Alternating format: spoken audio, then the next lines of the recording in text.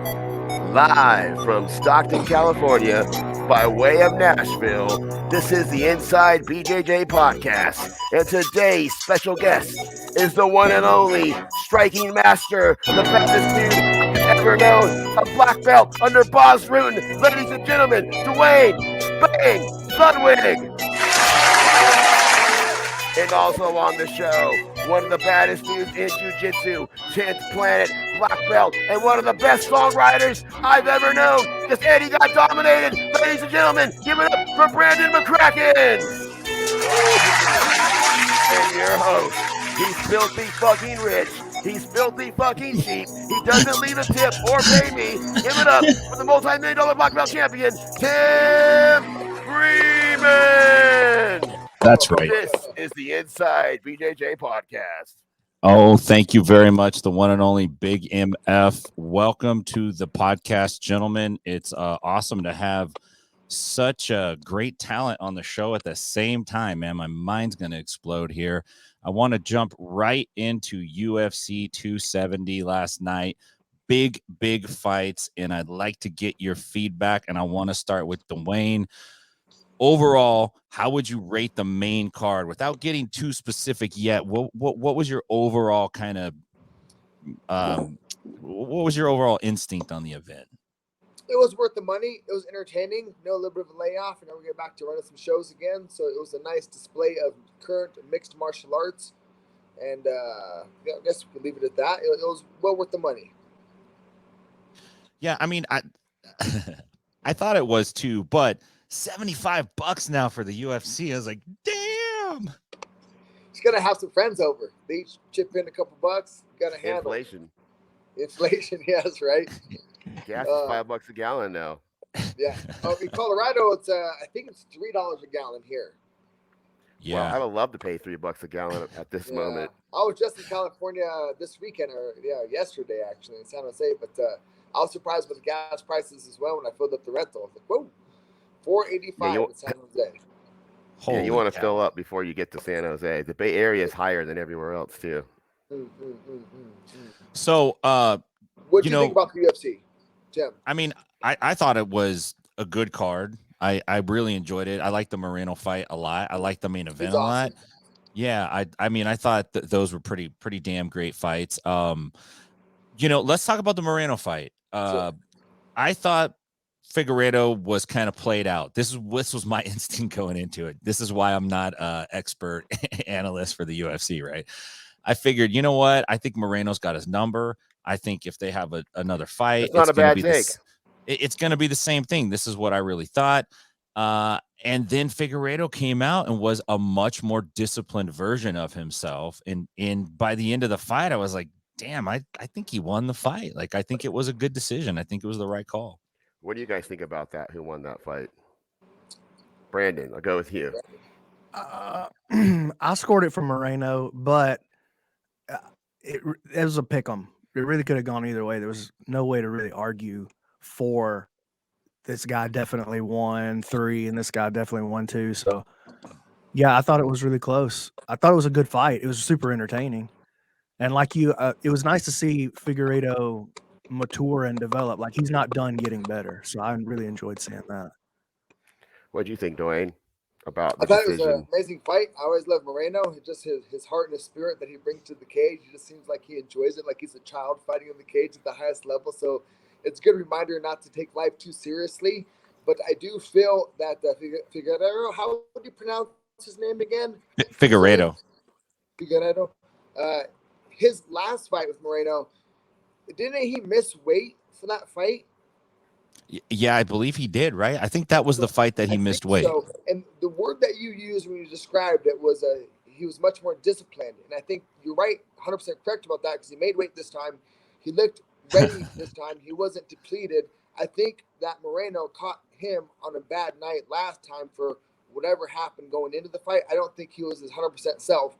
Not that any fighter ever is, but I do feel that he wasn't running on all cylinders. But last night he looked like he looked like a different fighter.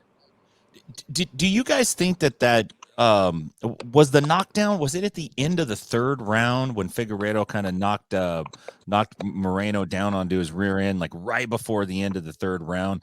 Do you think that pushed the round in his favor? It should. You know, if he drops him towards the end of the round, that's the lasting impression, right? Last 30 seconds.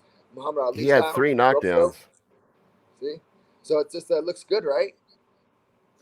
I mean, I thought that Moreno may have won that round if it wasn't for that knockdown right at the end of the round. It's like, damn. And then after that, it kind of seemed like the tide of the fight started to turn, and Moreno didn't seem as untouchable.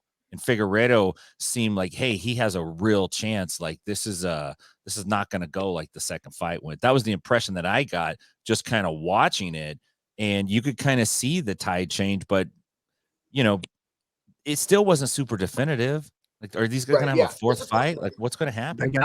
They got to have a fourth fight. Do you have 4, Brandon? I mean, I could watch those guys fight for a fourth time. There's some fights that go to the third one, and you're like, oh Jesus, are we really like? I hate the immediate rematch, generally speaking, but I don't mind watching these guys go for the fourth time. I think we have to. We've had all 3 possible results. We had a draw, we had a Moreno win, we had a Figueiredo win. Like, it's still unsettled because of the draw. So yeah, I think we got to see him number 4. You know, every so often they'll say if 2 guys fought 10 times, you'll have a different result each time, and that might be those 2 guys. We should just have these 2 guys fight every third card. Just throw them out there again. All they do is fuck each other up, man. Right? It'd be entertaining, right? I thought it was interesting. Like, Moreno seemed like he was landing more of the power shots than Figueiredo did. I mean, like, Figueiredo was throwing bigger shots. They looked like they were bigger, more effective, more power strikes, but Moreno was hitting him so fast and so clean that it seemed like he was delivering a lot more power than or at least what I've seen him throw in the last couple of fights. He was, but it does look like he's looking to set his weight down and hit with some more power. You're right. Good eyes. I did catch that. Figueiredo ate all of his shots though, where Moreno went down 3 times. He had a hard time with the power that Figueiredo was throwing. Yeah, he looked like a strong little guy. Yeah, that is interesting because the commentary too was implying that like Moreno was just really throwing power shots, but Figueiredo dropped him 3 times in that fight, right? Like, damn. But those are really impressive. I don't think you could bitch about a decision when you got dropped 3 times. It's pretty tough to make the case that you won when 3 times you got knocked down. But like the third round where Moreno got knocked down right at the end, but he really dominated the whole round though. So there's a knockdown at the bell. Man, that was the round where I probably still scored it for Moreno, but I mean, you got knocked on your face, you know what I mean? Yeah. So you can't really argue it you can argue it either way, I guess. That's why they got to do it again. Yep. Well, they're going to have to do it again. Who else are they going to fight if they don't do it again? Who's Figueiredo going to fight? Yeah, good call. I don't know, right? None of us know. We're like, we don't even fucking know who they would fight, right? They got to fight again. What'd you guys think of? Can we send Nate Diaz down to 125? He could try. That'd be a brawl. Connor shows up. He's got 140 pounds to make weight. Daddy's got to eat. Hey, let's talk about the Pereira. I'm not sure how you pronounce his last name. The Fiallo fight. I was impressed with Andre going into that fight. Like, he looked pretty damn good going up against such a dynamic fighter, right? In Pereira, who, he's jumping off the cage, he's throwing Superman punches and doing cartwheel kicks.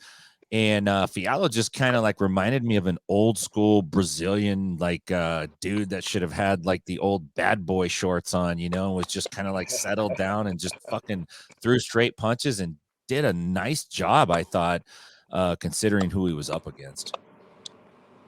Yeah, he always puts on a show, doesn't he? I'm impressed with his agility, athleticism, coordination, comfortability, composure in the cage. He's he's a fun guy to watch. He definitely is, and you usually don't see someone that's that size doing that many athletic things. Like he's doing full on flips and jumping off shit and flying around the cage, man. That's a lot of weight and it's a lot of power, and he does it at a lot of speed. I mean, it's violent when he's doing it. Yeah, he is an athlete for sure. So what do you guys know about the dude that he fought, this Andre Fiallo? Like, because this guy came in, he was 14-3 when he came in, and he had like several wins. He had 4 wins in a row coming into this fight. This was his first UFC fight, and they often say, like, when somebody comes to the UFC for the first time, it's like very nerve-wracking. It's a big stage. It's something that sometimes they're not quite prepared for, but he didn't seem like he had a problem at all. He seemed like he was just stone cold, like he was going to go in there and get the job done, and he believed that he was going to get it done. Yeah, there were two guys that I felt that way about. They were making their debut, but they were super. There was him and there was Victor Henry, super experienced before they even made it to the UFC, and they both walked out, and especially Victor Henry, he walked out and put on probably the performance of his life. Yeah, that was against Barcelos, right? Yeah, Raoni Barcelos. Duane, when you first fought in the UFC, you were an experienced fighter. What was it like? Were you extra nervous because it was the UFC, or was it just another fight for you?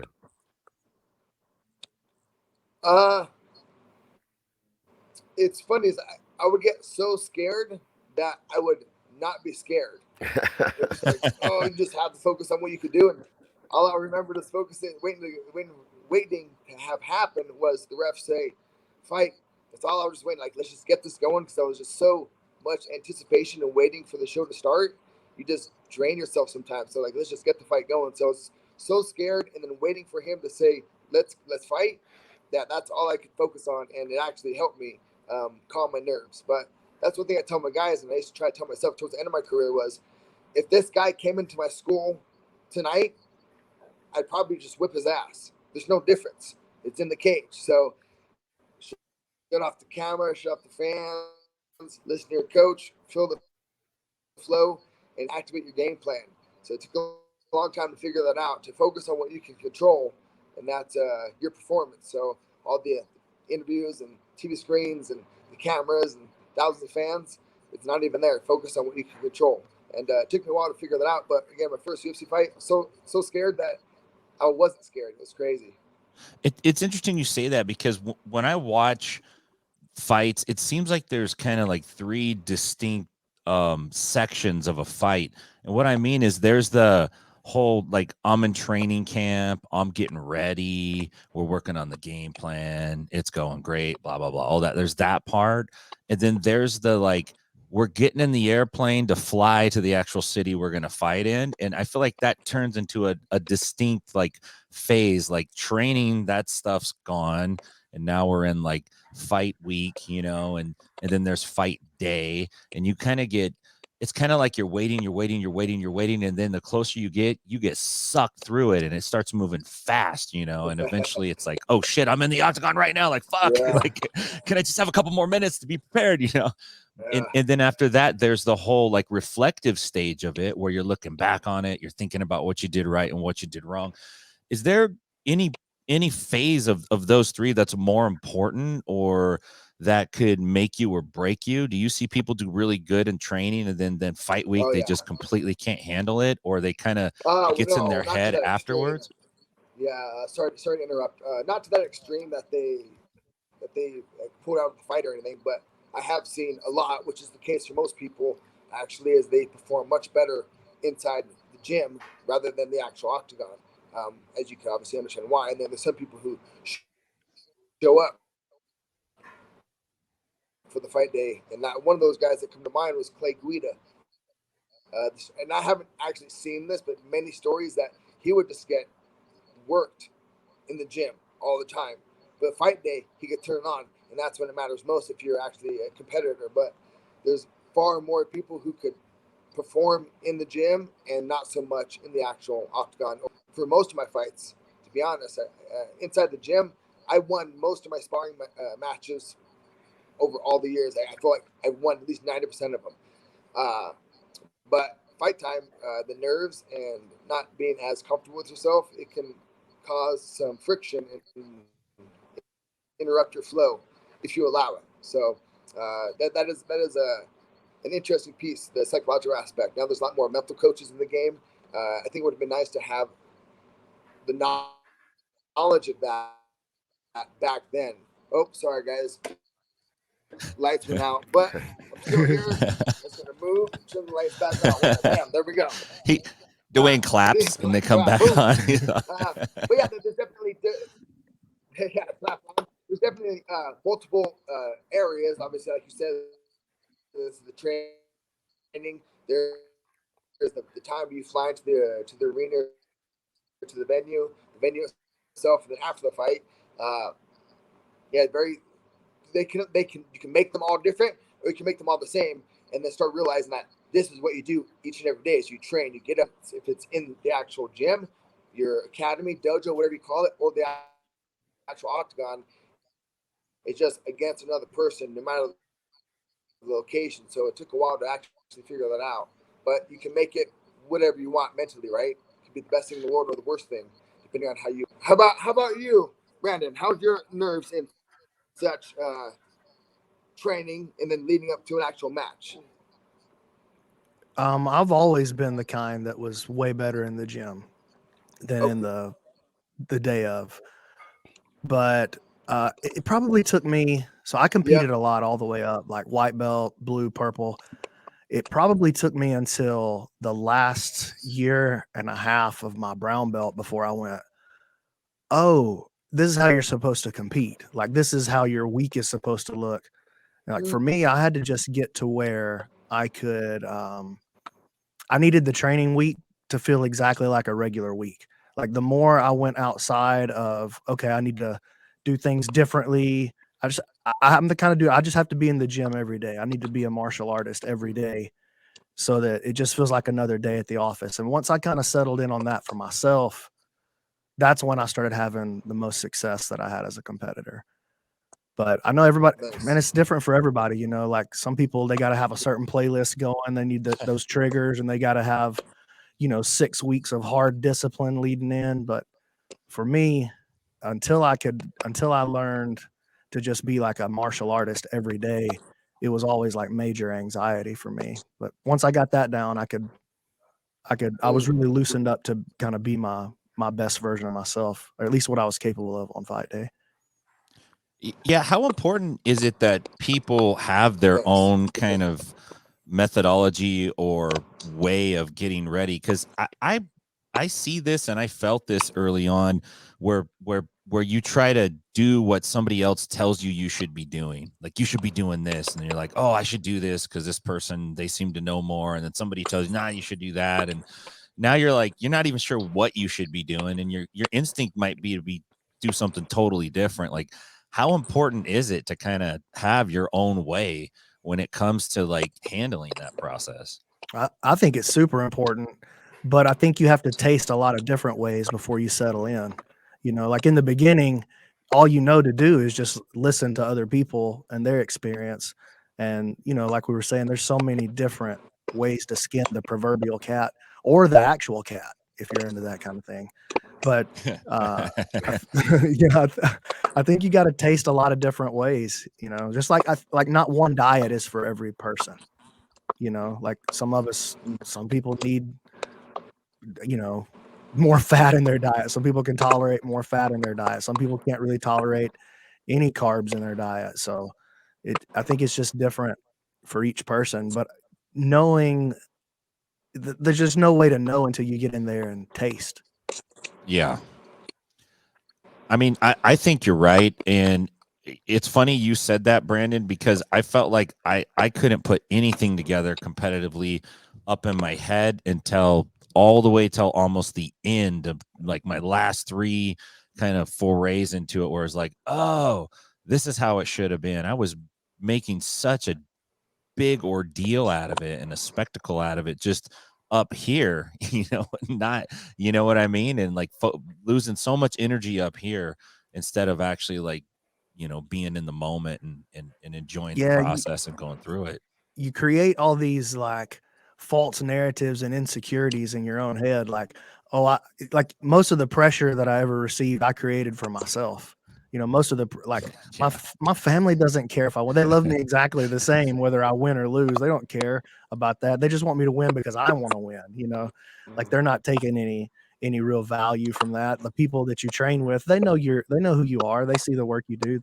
Your winning and losing doesn't define them. But for some reason, like we heap all, you know, just speaking for myself, I guess, you heap all this extra pressure. Oh, like I'm carrying my coach's reputation on my back. No, you're not, dude. He's got 100 students. He's got 10. You're the 10th guy this year that looks just like you. You know what I mean?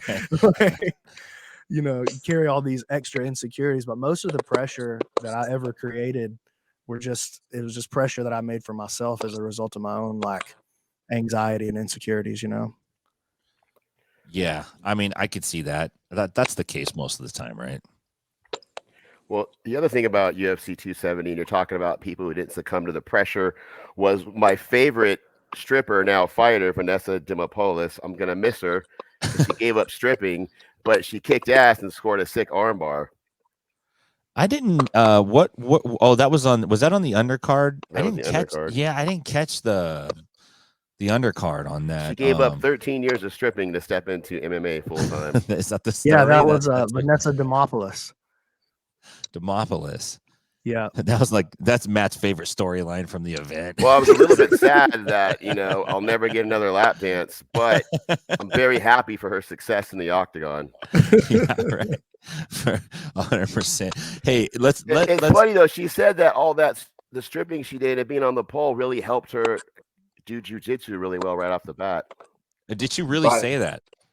Yes, she did say that. Yeah, it was Teaching you've probably never been on a pole before, but you have to have some good strength and body coordination to really do almost anything athletic. Have you ever tried to climb a freaking pole? Not a stripper pole, but you remember when your kids trying to climb a pole? That shit was hard. Yeah. I always admired the kids that could. That takes an athlete for sure. I admire a stripper that could climb up to a pole and like spin down real slow, and you admire it takes training. You don't just jump on the pole all willy-nilly like that. You got to work at it. There. There's an etiquette to this. It's an art. There's a way.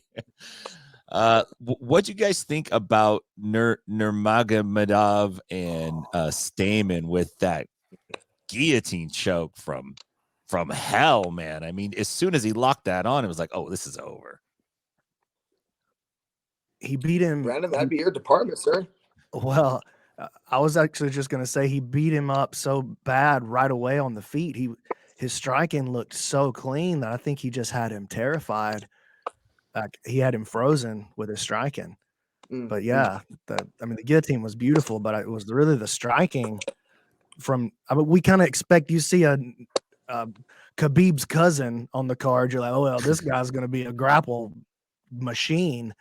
But it was his striking was like unbelievable. He hit that turning side kick, and then he just looked so sharp and clean, like straight down the pipe. No wasted movement in his striking. I thought he was remarkable, man.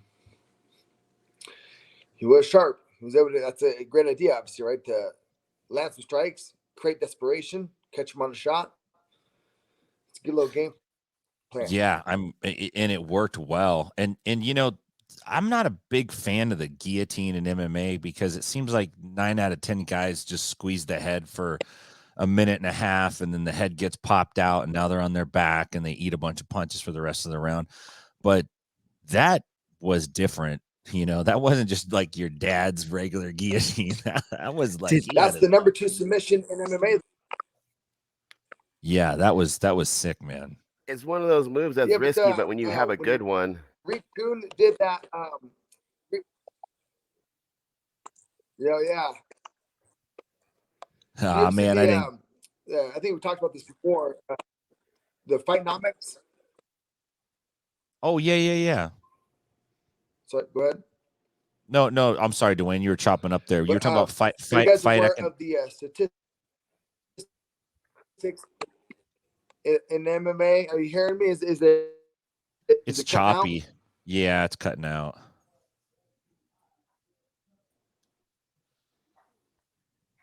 Sorry. No. Reed Kuhn, when he put up, it was Fightnomics. Reed Kuhn, he studied 2,000 fights and was able to pull some data from that. And better, clear now? Is it connecting? Yeah, you're good, Duane. We could hear you. Okay. Reed Kuhn, he made the Fightnomics book, and he studied 2,000 MMA fights and was able to determine that the rear naked choke is the number 1 submission in MMA, and then the guillotine is the number 2 submission. So if you start looking at submissions or finishes mathematically, it would give you a good game plan of what you should be training for mixed martial arts. So you're saying you don't like the actual guillotine, but it's the number 2 submission in MMA. Well, but I wonder how, like, what's the percentage of time that the guillotine works? Like, I think there's like a high number of guillotines, but the number of guillotine attempts is like way higher than, say, knee bars, right? Like maybe there's only 12 knee bars, but they're finished 60% of the time or something. I don't know what the stat is. Yeah. So his the stats I'm referring to are actual submission finishes. The submission, actually, at the actual number 2 submission finish, not just attempts. The finish itself was the guillotine. But I'm glad you brought that up. I should look back in the book and see if it does quote how many submissions they tracked and then did that off of a mathematical breakdown. Because I would have to think most submissions. You're right, though. If you just pull it off of memory, guillotines are always attacked, and you don't see them finished as much as you would expect. But again, number 2 submission in MMA as far as actual finishes. Well, there are guys that have good guillotines and they'll finish more than one fight that way. Those are the guys that usually hit them. The guys that miss them are guys that never have a guillotine, don't really train much jiu-jitsu, and they kind of just go for it because someone's, taking them down. Like Francis went for it a couple of times in the fight. Oh, man, he almost made a big mistake with it, too. He ended up on his butt just for a split second with it, right? But talking about a grappling mistake, like Gane, when he fell back for the heel hook, so it's 2 rounds to 2 going into the 5th, right? Gane versus Ngannou. Gane gets the takedown. He ends up on top of Ngannou, and then he falls backwards for a leg lock and spends most of the rest of the round on the bottom. Like, I think that was just such a strategic. It was just a giant strategic error. There's no way his corner was going, yo, it's 2-2 going into this one. If you get on top, let's make sure we fall backwards to the bottom for a heel hook that you've only done 40 times. Like, man, I thought it was a bomb. I thought that was a bummer. I was pulling pretty hard. I was pulling for Ngannou, but I couldn't believe. I feel like Gane's going to look back at that, like, for the rest of his career and be like, man, I made a giant tactical error in the 5th round of a title fight. That's definitely going to haunt him.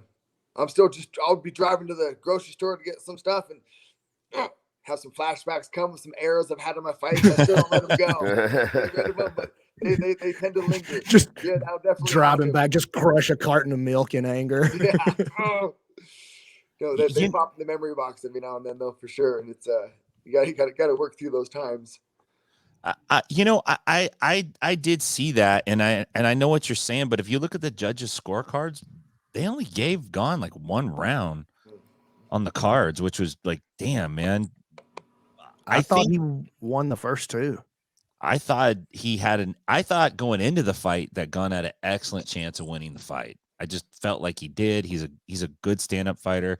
He's a dynamic stand-up fighter, and he's not just your average, like, stand in front of you and throw big bombs, heavyweights kind of guy.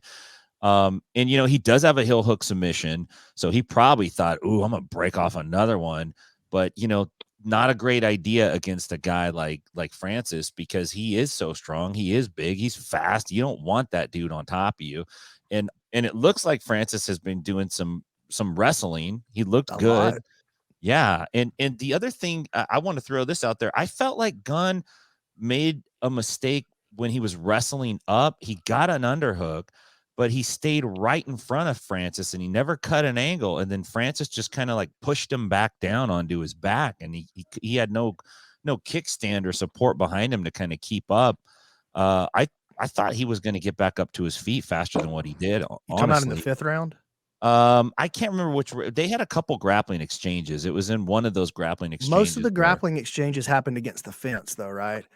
Except for in the 5th round, the heel hook exchange, like the top bottom switch and the heel hook exchange, happened in the center of the cage. Yeah, I'm talking this one. They were closer to the fence, and Gane just he got an underhook. All he needed to do was just cut to the side a little bit, and he would have been able to come up. And he kind of just stayed with the underhook in front of Francis, and Francis just kind of like bullied him back down. And what round was that again? I can't remember which. If they had grappling exchanges outside of the 5th round. Yeah, they did. The big takedown. The big takedown off the caught kick was in the 3rd round, right? And then I think he took him down in the 4th and the 5th as well. Yeah, I'd have to find it, but it was interesting to me. Is like, damn, I thought Gane was going to actually pop back up a little quicker, but Francis looked good, but he did seem kind of off a little bit, right? Well, he was tired. injured, and he was definitely injured going into the fight for sure, and he looked tired right away, probably because he didn't have the proper training camp. Am I the only one that felt like he aged like 7 years since his last fight? It's like, what the fuck? What happened, man? Like, what's he was 122 years old, dude. He's saying like his hair kind of got a little like balded up front. It's looking a little gray and shabby. Hey, I swear to God, when he got in the ring, I thought it was Morgan Freeman. I really did. I really did. I think Gane actually won that fight personally.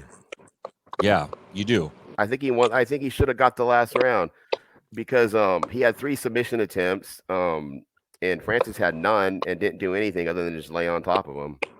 But none of the submission attempts were close, though. Like a lot of times, it takes more effort to go for an attempt than it does to defend it. Like I can wear you out while you're trying an armbar if your armbar is not slick, Nice. But Francis had no submission attempts. He just let the whole round. It was him just laying on top. Yeah, as far and he got on top because he got on top because he went for the submission and he lost the position. But other than that, he didn't do much other than just lay on top of him. Yeah, I guess as far as giving us some points for actively pursuing to finish the fight itself, there should be some. It's tricky how to judge those things, right? Someone's trying to finish it, other guy's on top, but he's just laying and praying, as they would say. How do they judge that? Yeah, good call. I guess it depends on who the judges are. The biggest judges are not the most educated sometimes. Yeah, they're not always the most educated, but I think generally they score. It seems to me, at least, I don't know what the actual criteria is on the grappling, but it seems to me that they score top position. Most definitely. Way more often. And, Gane fell back for a heel hook, and I'm not trying to hate on the guy, I'm just a little redneck over here. But that was not a good heel hook attempt. That was not good. He had it in the bend of his elbow. He didn't have like a strong position. The leg was all straight. Like if that would have been one of your purple belts in the gym, you'd have walked over and stopped there. Like, stop. Don't do it like that. Don't do that. Don't ever let me see you go to your back and go for that kind of heel hook again. Like, I think Gane's going to think about that for the rest of his career. I think it was a giant strategic error. You think they're going to fight again? I think they're going to fight again. I think Gane's going to beat him. They'll definitely fight again. I don't know about an immediate rematch, but they're definitely going to see each other again. I think Gane, he hasn't been training all that long. So we're going to see him get better and better. Well, what do you guys think about? Who else do we have in the heavyweight division that would give him some pressure besides Derek Lewis, which they've already fought before? But we got the mighty Jon Jones lurking in the background. No, that's right. What am I saying? How did I forget about Jon Jones? He needs to come back already. What is he doing? He's bulking. He's still got to get heavier. When's the last time Jon Jones fought? Do you guys know? Like, it's been a while, right? It's been a hot minute. Yeah, I'm not sure. Yeah, but good call. Yeah, but it'd be nice to see Jon Jones come in at heavyweight. Well, don't they have to negotiate? Oh, dude, you know who else I think is on the come up? I think is about to make a real run at heavy is Romanov, Alexander Romanov. You guys seen him yet? Oh, yeah. He's Yeah, a beast, tough. bro. He's choking people with like headlocks and Ezekiels and like dumb stuff that like catch wrestling works, stuff. You know what I'm yeah. saying? Yeah, I like it. He's just dominating people. Aren't they He having? took the one guy out with shoulder pressure. You remember that? Yeah. Sick. Yeah, that's right. Alexander Volkov. Go ahead, With Matt. No, not Francis though, don't Volkov. they have a contract dispute they have to go over and before they figure out who he's going to fight next? And then, what do you guys think about Dana White like not putting the belt around him and not showing up for the press conference? Oh, I didn't even see that part. I wonder, did he leave just before the ending of the fight? Was he in there? Was he in the arena to present the belt, or did he already leave? I don't know. If there could be potentially an emergency why he left and didn't make the press conference. But if he actively chose not to present the belt because of the way Ngannou's been talking about the lack of pay, then that's a little bit catty, as we've seen in the past from Mr. White, but not you would expect to see from an industry leader like himself. Yeah. Yeah. They didn't say why yet. They haven't said why, but I've never seen him not go to a press conference after a fight. I don't think that's ever happened that I know of. Yeah. No, I didn't even realize that had happened. I did see that he once the fight was over, I left. Yeah, who was that put the belt on him? I know it wasn't Dana, but I couldn't quite get a look at him. I don't remember, but I know it wasn't Dana, and I was that crossed my mind. I was curious why that didn't happen, and then he was asked about that. Ngannou was asked about it, and he said, "Well, you have to ask Dana." Good reply. Who put the belt on Figueiredo? Dana. Did he? Yeah, he did. Oh shit. Well, it's just interesting if it has anything to do with it, but you know, him wanting more than $500,000, I think he got something like that for a heavyweight champion. It's kind of fucking low pay compared to 600. And then there was a thing online, and got 600. It said, and then Tyson Fury got 30 million his last fight. It's like, come on, at least give him $1 million. But the UFC does the discretionary paychecks all the time, and then pay-per-view buys. So I'd like to see what he actually walks home with. Yeah, because they don't report that. A lot more than 600. But I bet you it's a lot less than 30 million though. Yeah, but for sure. 30 million like boxing money though, from what I understand, I've never boxed, but I know people in the industry, and when they say they got paid 30 million, that's paid, but then their money gets diced up after the fact, and they pay for the sanction fees. They pay for a lot of actual fees of the event itself. It's not like he just shows up and leaves with 30 million. That's the presented pay, and then out of that, a lot of the production stuff gets paid. Well, I guess it does. You got to pay the promoter back too. Set up the promotion. But that was old school boxing routes, so a lot of the big ticket people would actually pay for the production. Wow. Yeah, that is interesting. Yeah, that probably accounts for why some of the paydays seem so high. Fees, the cost of the belt, all the airfare, the hotels, like all that's deducted after the fact. They just report the pre-public pay. They charge you for your airfare.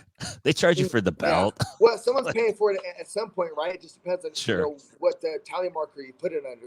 Just have your CPA move stuff around, right? Or your bookkeeper move stuff around. Yeah. You're probably right about that. So that is interesting, man. I don't know what's going to be next for Francis. He does have a contract negotiation. Jon Jones is lurking. You think that Jones maybe steps in and becomes like the new champion, the interim champion, or fights for the interim belt? Well, I don't want to see an interim champ again. Right. But it'd be nice to see Jon Jones fight a heavyweight. Right, wouldn't it? Like, what if Jones and Gane fight a heavyweight for the interim? Ooh, I love that fight. I like that better than I like Jones. I mean, Jones versus Ngannou probably sells better, but for what I think is a closer fight, a more hotly contested fight, I think is probably Jones and Cyril Gane, just because of the matchup, the style matchup. They're going to sit out there and strike on the outside quite a bit more. Yeah, but it's like an interim title on a guy who just lost the title. It loses some of the. I like the fight, but yeah. Well, I want to see Ngannou versus the world. Yeah, I think they should just line up the entire flyweight division back to back versus Ngannou. Run them out there two at a time. Yeah, right. Moreno, and Figueiredo. That's the third wave.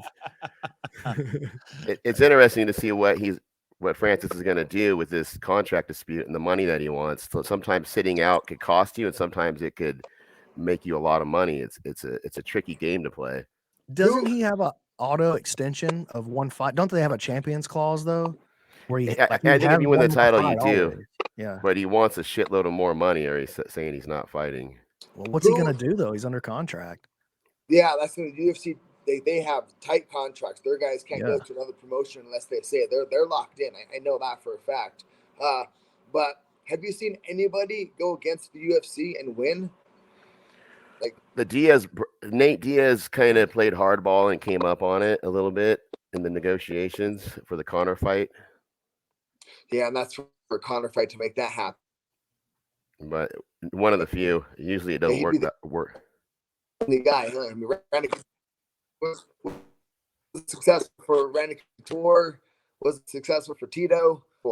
Frank Shamrock, none of them. I mean, they own the industry. Yeah, right.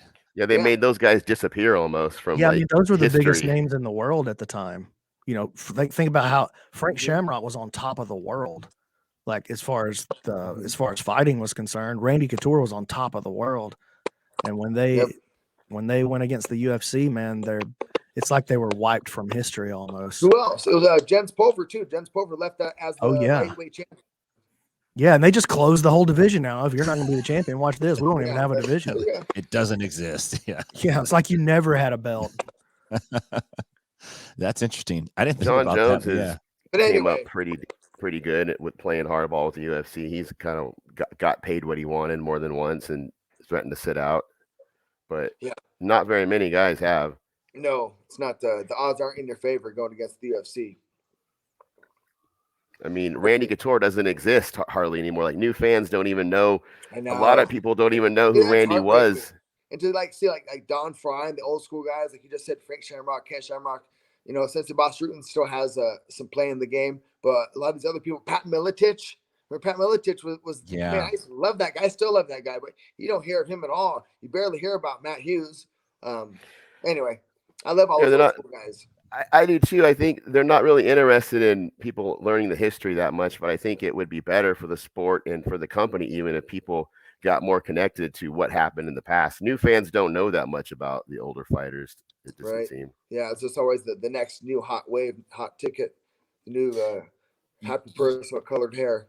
Yeah, and the other thing too is like those older fighters, they did not exist on the current platforms that these new guys are on. They weren't on ESPN and Fox, and I mean maybe a little bit, but not like it is now, man. They were on MMA.tv though. Yeah, right. But, they're on the underground forum. The UFC's, it could be one of their responsibilities, duties, obligations to make sure that the current wave of fans are educated of the people of the past. Yeah. I mean, I hear that, but like if you're an NFL fan today, you don't care who Fran Tarkenton was. Yeah. You know what I mean? Like you got to be like a super NFL nerd to go back and get into Vince Lombardi or whoever played quarterback for the Buccaneers, Vinny Testaverde. You know what I mean? Like you gotta be a dork about it. Yeah. I mean, I don't know if I'm the 49ers I know a lot about because I'm a diehard Niner fan. I know. You're talking about that Tom Rathman.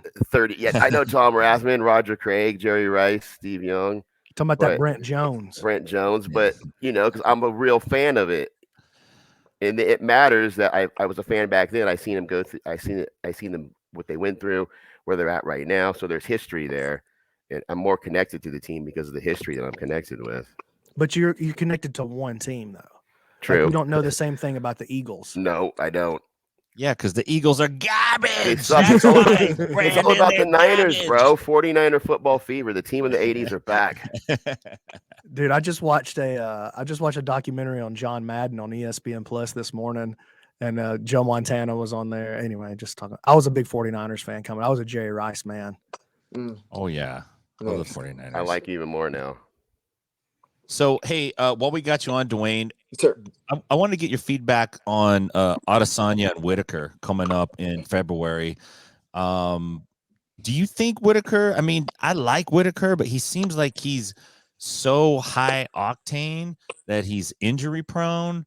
And if he can't, stay healthy, I don't see how he's gonna fare against a guy like Adesanya. I just don't think it's gonna happen. Yes. I wanted to get your Adesanya has thoughts on got it. his flow, that's for sure. And Whitaker, I think he waited for Israel too much on their last fight.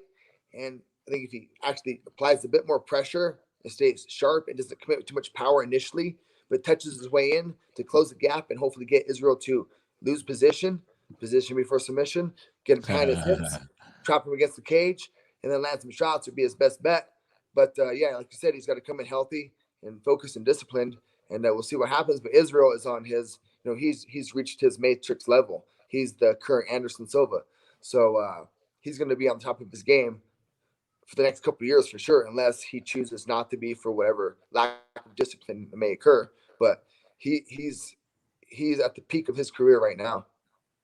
Is it hard for a guy like Adesanya to stay at the top just because where's the challenge after you've beaten everybody and you're sitting at the top and you have multiple title defenses?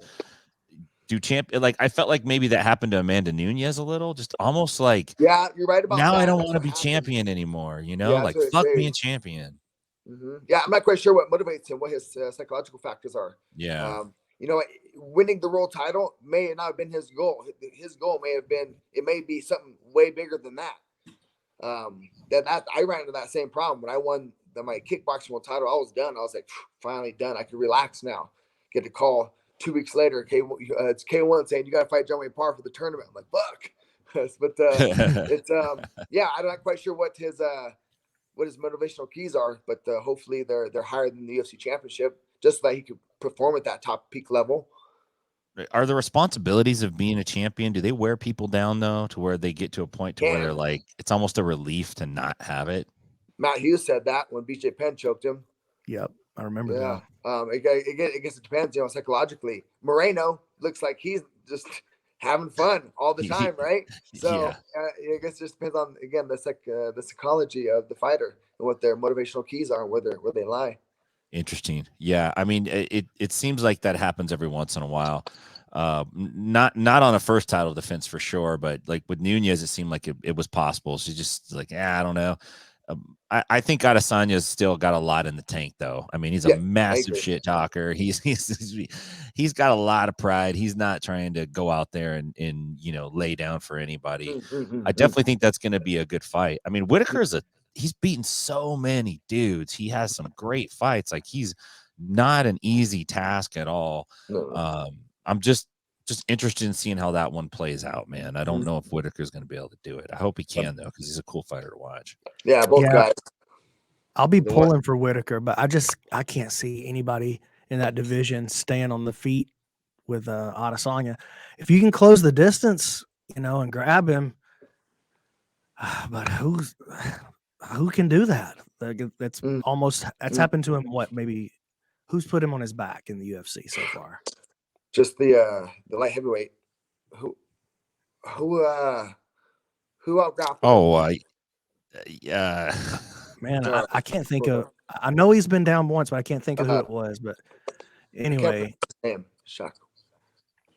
You pull it up. I'm gonna pull it up right now. The light heavyweight that he fought. He fought a light heavy. You're talking about no, he's the Adesanya? 185. That's when he moved up, right? Oh, when he fought Usman. No, What are you talking about? Didn't he fight Usman? Usman's 170. No. He moved up a weight and he fought, and he didn't. I don't think he lost that fight, if I'm correct. Yeah, he just took him down and kept taking him down. Oh, it was. Yeah, it was Jan Blachowicz. It was. Yeah, it was. It was Jan Blachowicz. Blachowicz. That's right. Yeah.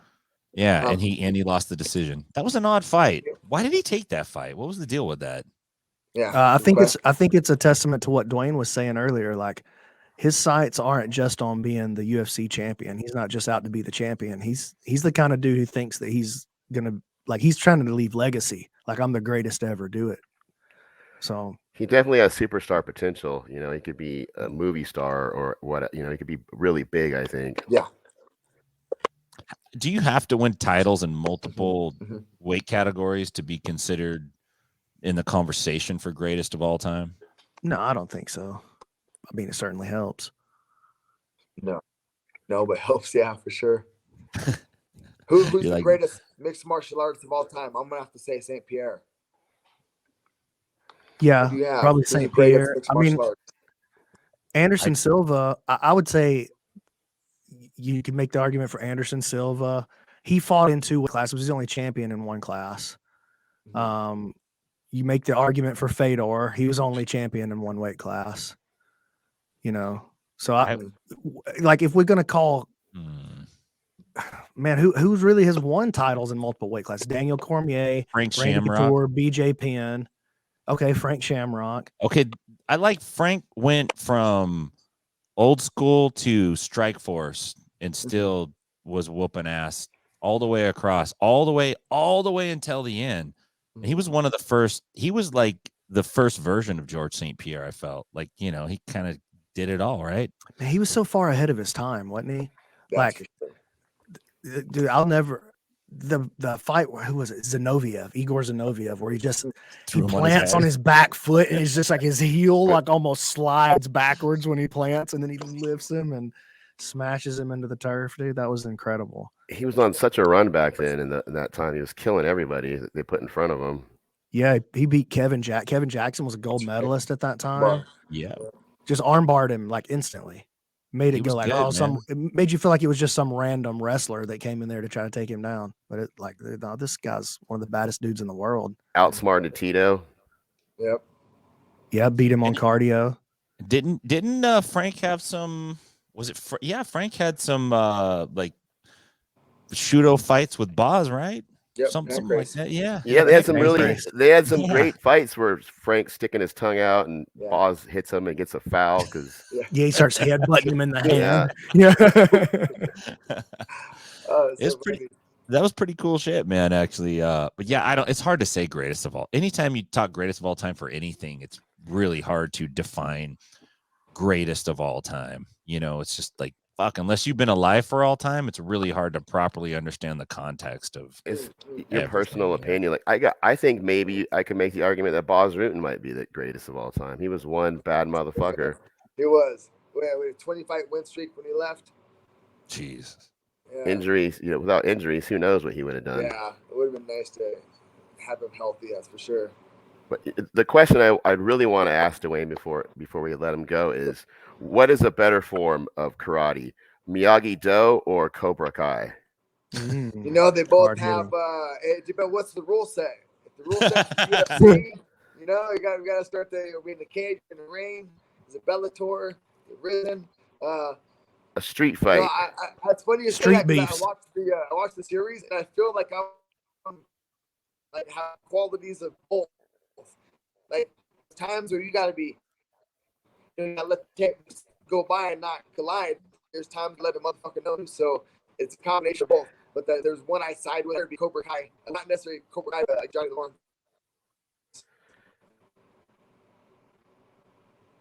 I think we lost Duane. Right. The most important question ever. We lost him.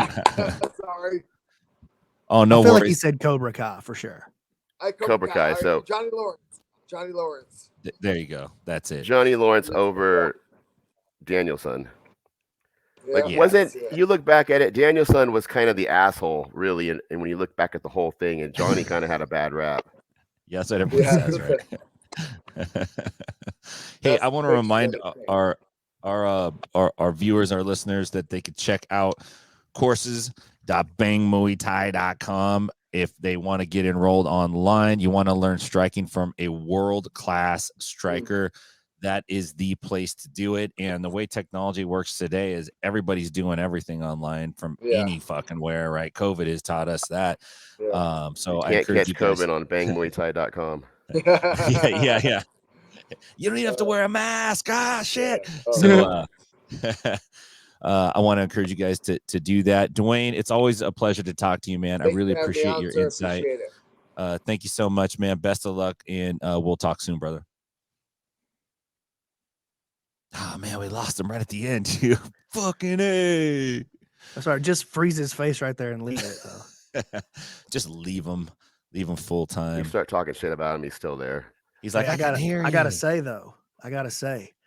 that once he left, the connection for me cleared right up. I was only catching like every fifth word that everybody was saying, even you two guys. Oh really? Oh wow. I was like, oh man. I'm Maybe like just gonna four try is not to like sound stupid in front of one of my idols, but I can't even.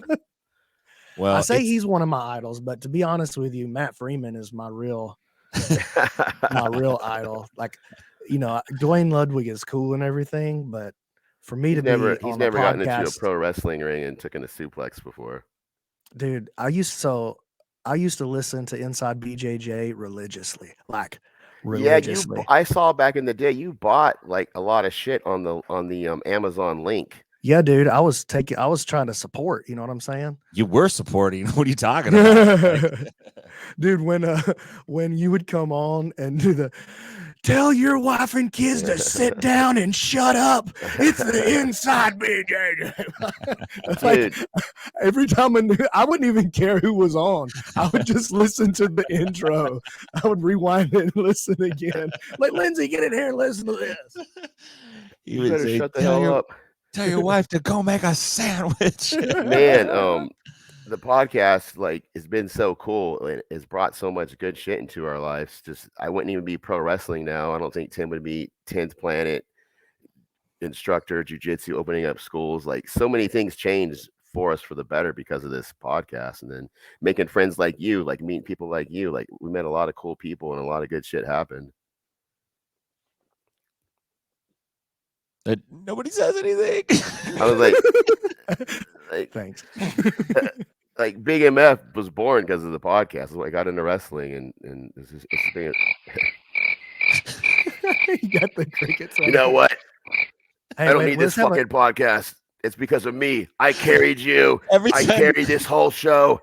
It's all because of Big MF. There's a long running theme that every time Matt gets serious, I just play crickets when he starts talking. Yeah, there was one show where I was like, I had a spot I was supposed to do, and I was getting nervous, and I was fucking up, and I was fumbling, and when I was trying to get it together, he played the cricket sound, and it made me really fucking mad.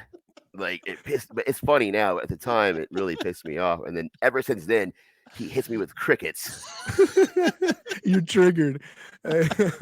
Dude, we have a show that we do where we have like it's like Around the Horn on ESPN, but we do it about jiu-jitsu. Tim's come on there a couple of times, and Keelan, the guy who runs the board, he'll give you if you say something smart, he'll give you one of these. Could y'all hear that? Mhm. He'll give you a coin, and then if you say something stupid, he'll give you one of these. And dude, every time he gives me a coin, I get so excited.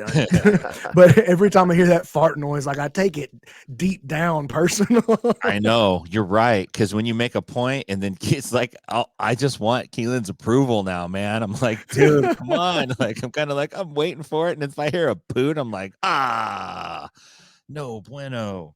So hey, let's talk who's number one. I don't know. I am You sure? I am. You got to help me here because Well, What's up, man? You talk about that jiu-jitsu thing that just happened? Yeah. Who's number one? Yeah. What I liked about that was I was having an insomnia really bad, and it helped with that. And I went right to sleep. Yeah. It was tough, man. Thank it was you. tough. So I'm am I like the biggest jiu-jitsu dork in the world. That was hard to watch, man. am I getting old and grumpy? Because I'm Yeah. freaking irritated with the jiu-jitsu world, and like the opportunity is here. And okay, so a couple things. One was Craig Jones, is he just practicing for ADCC? Is that what he's doing? Is he just doing a bunch of like he repeated the same collar tie pushback sequence like 35 times from his feet, man? It looked like he was getting reps into me. That's what it looked like. It was frustrating. The most frustrating part for me was, so he's been getting a little heat. Craig's a super exciting dude, super exciting jiu-jitsu player. But every now and then he'll go out and lay a stinker. You know what I'm saying? Yeah, sure. Like he's laid a couple of stinkers over the years. And he laid a stinker in his what was the promotional Fight Pass where he fought Brady? Oh, I think it was just called the Fight Pass Invitational or something like that. Something like that, yeah. Anyway, he kind of laid a stinker there, and Brady got the decision because Craig stayed on the bottom the whole time. He didn't try to wrestle up. He wasn't able to get underneath and play his leg lock game, and so it kind of like it was stagnant, you know.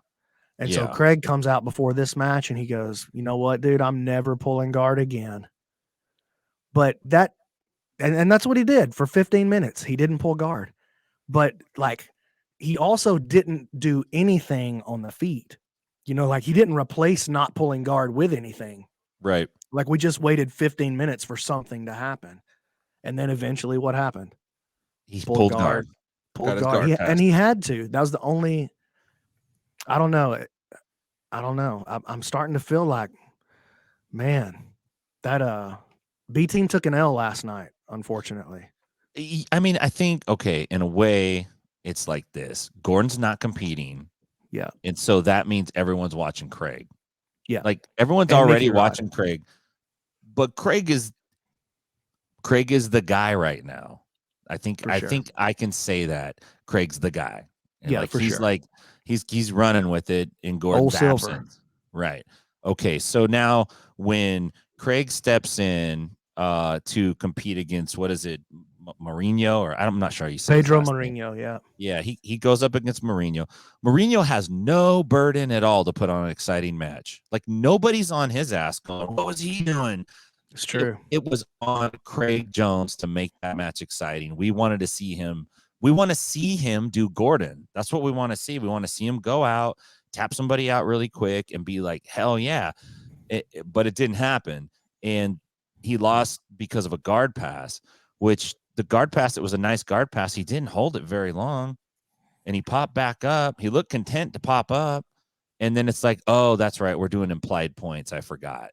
Like not real points, implied points, right? Judges are implying the points. And then now it's like, this is a dumbass match. Like this should have, and I'm not saying that because I'm trying to like stroke Eddie, but I would rather see EBI overtime for these kinds of matches. Like let's put some tension into it. At least put them on a, let's drive them towards a destination here. Someone's getting tapped or someone's going to win on escape time, but it's going to be definitive. It's not going to be like, you know, I don't know. Just I held you down. I'll tell you what I think the real problem is with jiu-jitsu, man, is like we're trying, all the promotions seem like they're trying to get the best guy versus the best guy.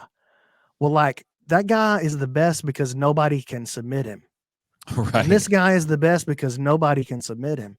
You match these dudes up, they're going to make maybe one mistake a piece over the course of a 15-minute fight. Like I appreciate the championship matches in the UFC, but there were a lot of matches on the card last night more exciting than Ngannou versus Gane. Yeah. And and those exciting matches, there you go, Tim. That's nice, strong work. Those exciting matches come from guys who are hungry and are on the come up. Yeah. And think about like what's some of the most exciting, what's the most fun 2 Pride matches that you can think of right off the top of your head? Pride from Pride FC. Yeah, Diaz Gomi was super fun to watch. Okay, that one was a pretty high level clash. And I'll tell you what my 2 are right off the top of my head. Tell me. Fry versus Takayama. That was pretty badass. Okay. Dude, those guys weren't the best in the world. They were just in there slinging hammers. Yeah. And that was exciting. Right. And then Nagera versus Bob Sapp. Nobody thought Bob Sapp was a champion. That was a badass fight right there. Yeah. Nobody expected Bob Sapp to be a world champion. But we want to see a freak fight. We want to see, dude, the NBA highlights aren't when a team comes down and they barely get off a shot inside the 24-second shot clock and it's a defensive struggle. I want to see somebody getting posterized. I need to see people getting dunked on. And that's what's going to show up on Instagram and bring eyeballs to your promotion anyway. So I don't understand the obsession with, like, we have to settle it out. Who's the best? Like, I get that. But that's not what makes an exciting promotion. I think what a promotion could do now is go, let ADCC sort out who's the best. Yes. And then we'll put on a bunch of entertaining matches that people really want to watch, and we'll build something like the lines. PGF or something like that. Yeah. Speaking of the PGF, because honestly, I don't even want to talk about who's number 1. And it was a turd, but I do want to say this real quick. Just real. Ty Rutillo's match was nice. He's the best. Okay. He's dope. Jacob Couch's match was nice. Yeah. Am I the only one that feels like the Musumeci fight was like, who? I don't know. What are you like? Go ahead, What say are you what you trying got to to say. The guy he fought was 4'11". That dude's a banger, though. I know he's a banger, but I just it Size just seemed doesn't like matter in jiu-jitsu. dude. I mean, it was entertaining, and he looks like a luchador. He looks like a WWE Rey Mysterio trained fucking dude. He's doing back. He's not trying to pass guard. He's trying to backflip guard repeatedly. He's like backflip, and that was entertaining. But it just seemed like the size disparity was just. That was the first time where I had ever seen it where it's like, whoa, like Look at Rey Mysterio. Look what he did. He was shorter than all kinds of people. Yeah. He became WWE champion. I don't know. Muggsy Bogues, dude. Was that legal? Like that seemed like you're supposed to have a guy under 4 foot, like 4'11" Spud under, Webb. I thought was like, you can't, no. Man, I called, I did commentary for Emerald City Invitational Mhm. #2, and Martinez was there for that. And so I got to call a bunch of his fights. Man, he's really, really, really good at jiu-jitsu. I mean, Mikey is, he's one of Next the level. 2 or 3 best in the world at his weight. Yeah. You really can't even argue it. So it was a step up for Martinez, but I actually thought he made a good presentation of himself. Like Mikey couldn't really put him away. He had the back position for a long time, but Martinez escaped. Like Mikey couldn't little. really wrap him up otherwise. He's too little. It's like Mikey was wrestling a child. He's too little and he's good. I'm not saying he's not good. I'm just It's like saying it's like he was trying to wrangle a mouse. you can't do it. He's just, his arms is like, he's just, and he's gone. He's gone. He just disappears. Like, where'd he go? He's gone. Where did he go? We don't know. But anyway, okay, let's move on. PGF, sorry. PGF, Brandon, PGF 3, it just wrapped up, right? The final was it last weekend or the weekend before? Yeah, it was last weekend. It was so what we do is we have like the Shark Week of jiu-jitsu. So we had 24 players. Everybody played 3 matches every night, Monday through Thursday. You get 6 points for a choke, we call it a kill, or 3 points for a joint lock, which we call a break. So 6 for a kill, 3 for a break. If it goes to a draw over the course of the 6-minute match, you both get 0. Top 8 point scores go on to the final tournament on the last day. It's just on Saturday. And yeah. That's we some pay serious shit right there. We pay every player, like we don't just pay the champion. You get paid at the beginning of the week. We had a draft at the beginning of the week. And so they all got paid based on their draft status. And how did you work out? Because when I was on your show, you were talking about, well, we're got to figure out how we're going to have the coaches figure out the draft order. And I suggested an eating contest. But you said you were going to come up with something else. Mario Kart, you were saying. Oh, Mario Kart would have been cool. We went with a Connect 4 tournament. Nice. And it actually worked out pretty good. Yeah. Sean Applegate, believe it or not, we had a blowout in a Connect 4 tournament. There was a blowout and a walk-off home run in the Connect 4 tournament. Wow. Sean Applegate came out against Eli Knight and he dropped his first 4 moves. Like boom, boom, boom, bam, bam. And it was Connect 4, and then he got the first pick in the draft. Walked off. Just a walk-off Connect 4. Made the crowd pop with a Connect 4 tournament. That's how you know it was good. So you start with how many athletes did you say you started with in the beginning? 24 athletes, and then so you get 6 athletes per team, but one guy is the sub. Gotcha. So you can kind of run him at say multiple days. Yeah, for multiple days, for 4 days in a row. So you have 12 total matches. And then the athletes that score the most points, the top 8 guys, they move on to the finals.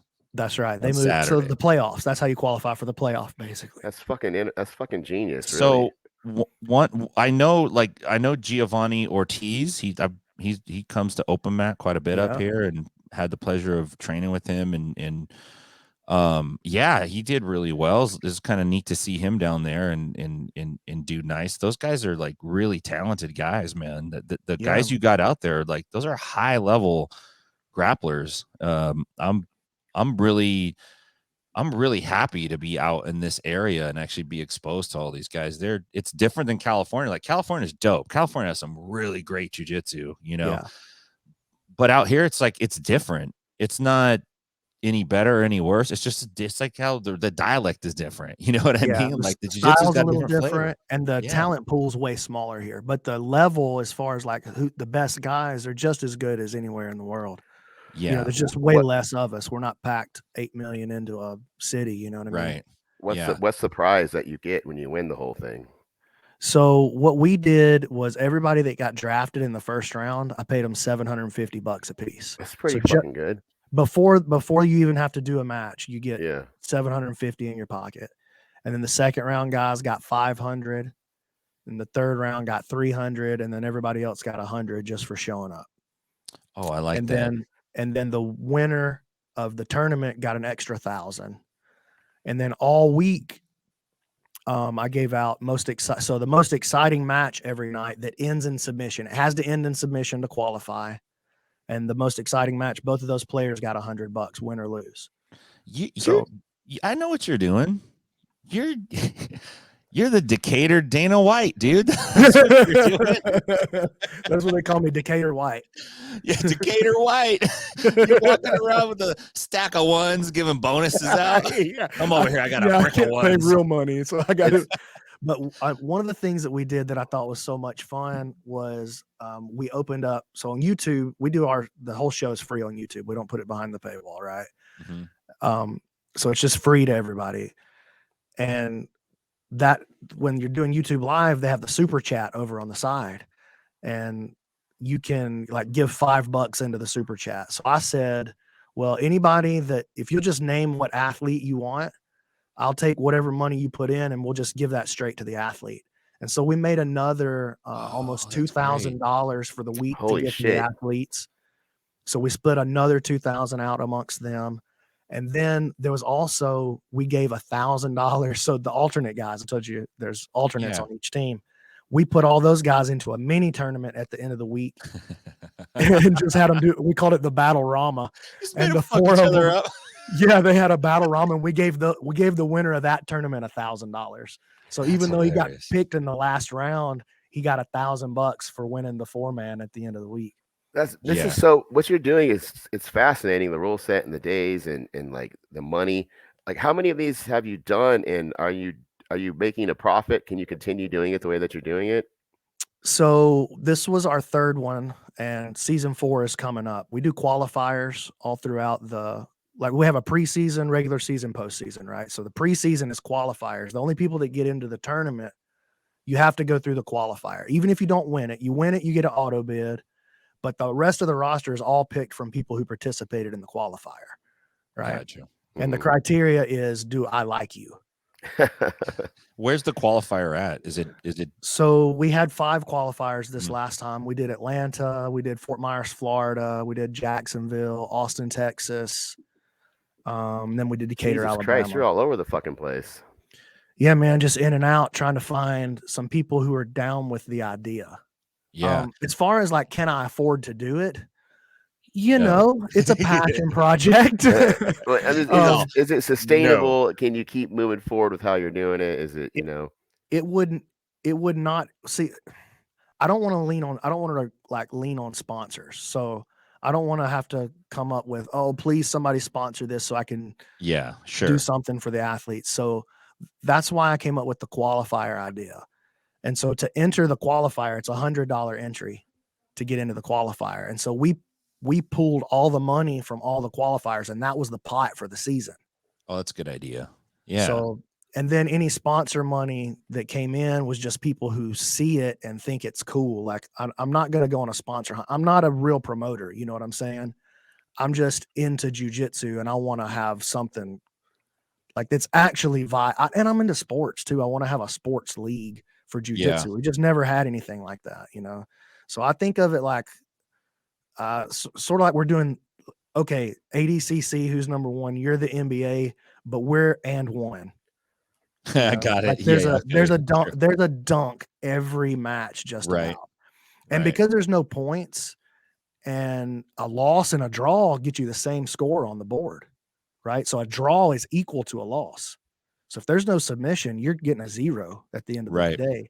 And so as the time winds down in the PGF, the matches get more intense. Nobody holds position.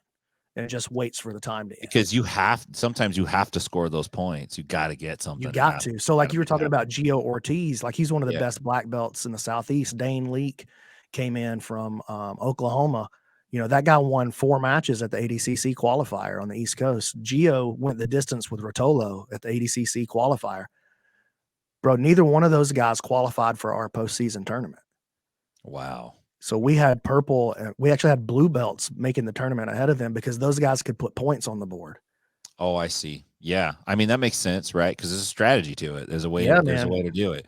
But it's based on it's been really fun. Like we have a fantasy league. We're doing nice.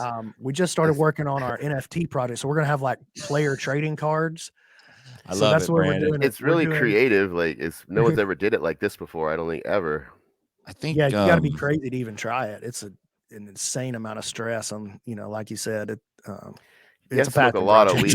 You have to smoke a lot of heifer to come up with some shit like this. Dude, Eddie Bravo black belt, son. I would that sounds cool, man. I want to come down and check it out next time. Yeah, like, dude, just come spend the week. Like I need a representative from 10th Planet Nashville.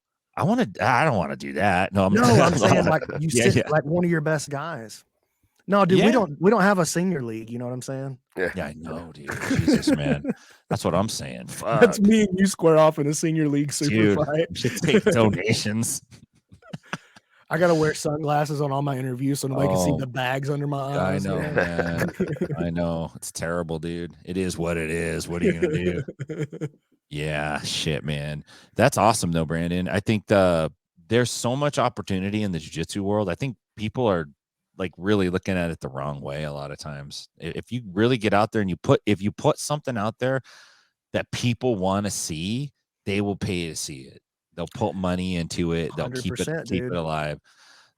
A lot of the things out here right now are just byproducts of the past. They just continue to keep moving forward. I think there's not a lot of creativity like from promoters and stuff. Like we don't see a lot of people like trying new things. It's like, oh man, I know how to run a tournament, right?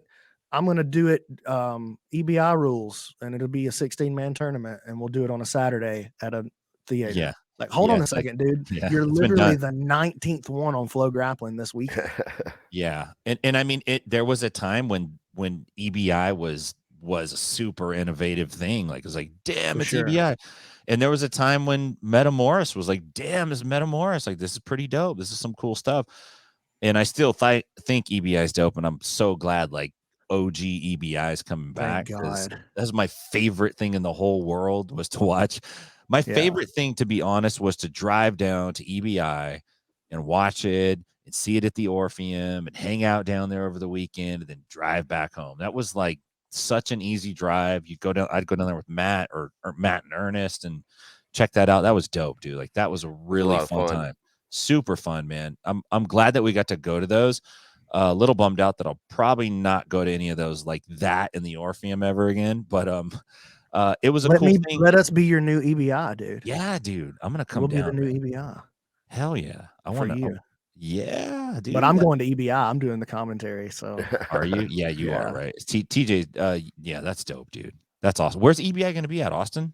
I haven't heard yet. I know the qualifier. So they're doing qualifiers this year too. Mm-hmm. So I know there's EBI Mexico qualifier, and I know there's an EBI El Paso qualifier.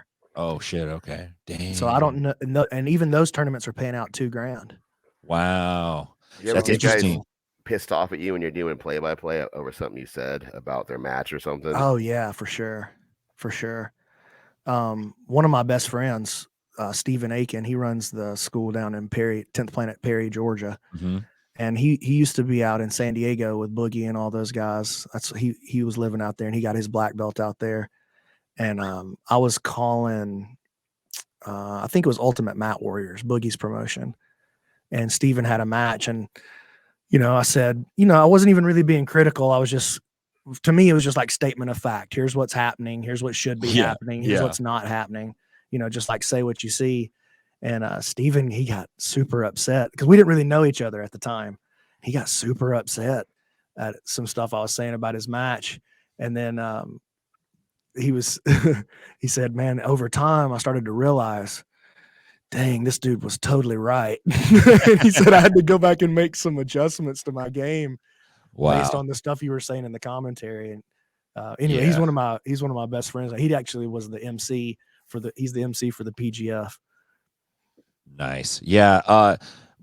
Someone got mad at us one time. We were calling an event because we said that they were an underdog. And they got pissed. Oh, was it the same event too, where you said someone was eating stacks of pancakes or something? It was a heavy set guy. A lot of people got mad at us at that one particular event. For like we talked about, there was a girl. The girl we were talking about talent in the stands. There was hot chicks. There's talent over there. Let me set this up though. Okay, so Claudio Franza out in Santa Cruz. He runs the U.S. Open, and that's like one of the longest running tournaments outside of outside of Pans, right? For jiu-jitsu, it's been around for a long time now. And he's been in Santa Cruz forever. And he started to broadcast. He started the BJJ tour is what it's called. And he started broadcasting. And he said, hey, you guys want to like do this because you'll do it for free. You're dumb, you know? and it's like 18 hours. It's like all day at a tournament. These are tournament matches we're commentating. 2 days of just commentating. We have no idea who any of these people are. They're kid matches, white belt. We're half retards. We're gonna say something stupid eventually. We're gonna get out of line. Like we got out of line in the first 30 minutes, man. We were off track. We were off track for there's hours of this, man. Hours. Is there footage somewhere? Yeah, I think probably on the BJJ tour. You could probably find it. Yeah, I'm gonna need to go check to the that point out. that like they seriously had to have a talk with us and go like, they pulled us aside and said, you're making us look bad with your jokes about no way. Oh like, yeah, dude. Talent, like girls. Yeah. There's a girl, like there's a hot chick. There's talent over there. Take the camera, veer to the left. Off the match. Yeah, She's talent on the rails. Let's go to the kiss cam. I mean, so yeah, it's hard, man. It was fun though. I had a lot of fun doing that stuff. It was good. Hey, we do a segment on here where we bang the Reddit message boards. Oh yeah, let's go. You want to bang boards with us? Let's do it, dude. Let's bang the boards. Let's bang the boards, man. Let's go. All right, let me pull up the links here. You know, you guys should we should have like a PGF section on Inside BJJ, like a 10-minute like section. Dude, yeah. Yeah, hell yeah, man. I'll feed you guys inside info. Dude, y'all can make fun of it. I'll be the PGF insider, dude. It'll be awesome. All right. Let's add this to the stream. Here we go. All right. You guys are gonna love this one. I already like it. White belt progressing too fast. What should I do? Fucking love Reddit jiu-jitsu, man. Here we go. I started training. Hey guys, a current white belt here. I started training August 2021 at a prestigious BJJ academy, in parentheses, not going to mention the name, in New York City. I started slow, going to class once or twice a week. A month in, I ramped it up to 3 per day, 3 to 4 times per week. Okay. 3 per day, 4 times a week. Already, this is garbage. Then he said I took a month off in December due to a hyperextended elbow. Came back. Took a month off in November. Came back in December.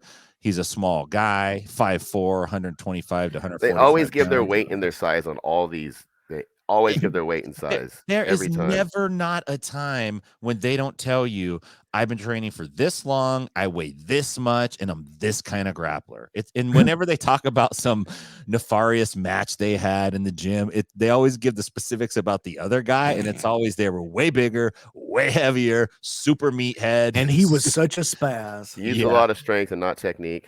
Yeah.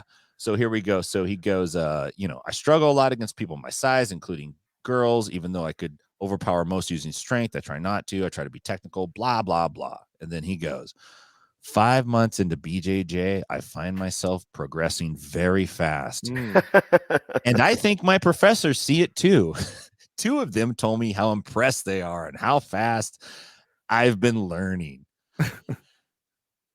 Not so frequent professors and my frequent professors usually give me tips on rolling, blah, blah, blah, blah. So he says, I recently got my 3rd stripe and I feel like even though I progress fast, I still don't feel like I deserve the 3rd one. It's happening so Who fast. cares? I'm afraid I'm going to get a blue belt, blah, blah, blah, blah, blah, blah, blah, blah. What the hell, man? I'm afraid I'm going to get a blue belt. I'm afraid. I'm just too good to do jiu-jitsu. Usually it's like, do you guys think I'm ready for jiu-jitsu? Am I too fat? Will I get hurt? This guy's like, no, man. This guy's nuts. He starts out saying he's learning so fast. He's like progressing so fast and learning and then he's like afraid to get a blue belt. Well, I thought you were learning fast and you were catching on super quick. And that's a really good point, Matt. Like or maybe he feels like he's being promoted too fast. I think that's what he's trying to say. He said, I recently got my 3rd stripe. I feel like even though I progress fast, I don't feel like I deserve the 3rd one. It's happening so fast. So fast. You're not progressing that fast. If Brandon, when's the last time anyone said, I'm getting promoted so fast? I'm not ready for any of this. Or whoever said they didn't deserve a 3rd stripe on their white belt. Like, I know. Wait till the sadness sets in when he finds out that the stripes are just there to make him feel good. Like it's not even a real thing. I know. It's going to be like, hard. So what's going to happen is he's not going to get promoted when he thinks he should. He's going to get mad about it. Like, he'll be back on Reddit. He'll get held back longer than what he thinks. He'll be back on Reddit with another long message. Dear Reddit, should I change gyms? Recently, they gave belt promotions, and a guy that I'd sap regularly got promoted, and I didn't. Yeah, the worst question you could ask your instructor, go into your academy the next time after you hear this and say, hey, what's your criteria for getting a stripe? Like, what do I got to do to get my next stripe? And that's a guaranteed way to get your nose rubbed in the dirt right there. Yeah. Nice, okay. Stiff cross face. Here's a new one, you guys. How will bulking affect my odds in competing? Oh, Jesus. This fucking guy, like his concern is going to get too buff and it's going to fuck him up. Putting on size. First of all, I'm gonna take some freedom now. All right, because I picture this guy's got a heavy New Jersey accent, and I think he'd come right out and be like, first of all, putting on size is a priority of mine, and I'm thinking about how it affects how competitive I could be. In boxing, going from 170 to 185 over time holds no benefits, blah, blah, blah. This guy's an idiot. In BJJ, how would a similar bulk go? I'm thinking it would translate better because the grappling does require more strength and endurance from muscles. This guy's nuts, dude. Another nutty person. He's talking about putting on weight.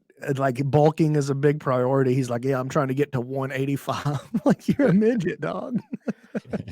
You're too big at 185. You're like some massive Olympian and you're only 185. Matt said he's trying to get his legs down to 185. Yeah, dude, right? Damn. All right, let's go to the next one. Here we go. Next one. You're going to like this one. Just got manhandled. Oh, yeah. Just got done rolling with a brown belt with psychic powers. He knew my thoughts. Sometimes. He knew what my thoughts were before I even thought them. I had absolutely no answer to anything. Completely destroyed me. Jiu-jitsu really works. Look at the first comment. Did you try standing up?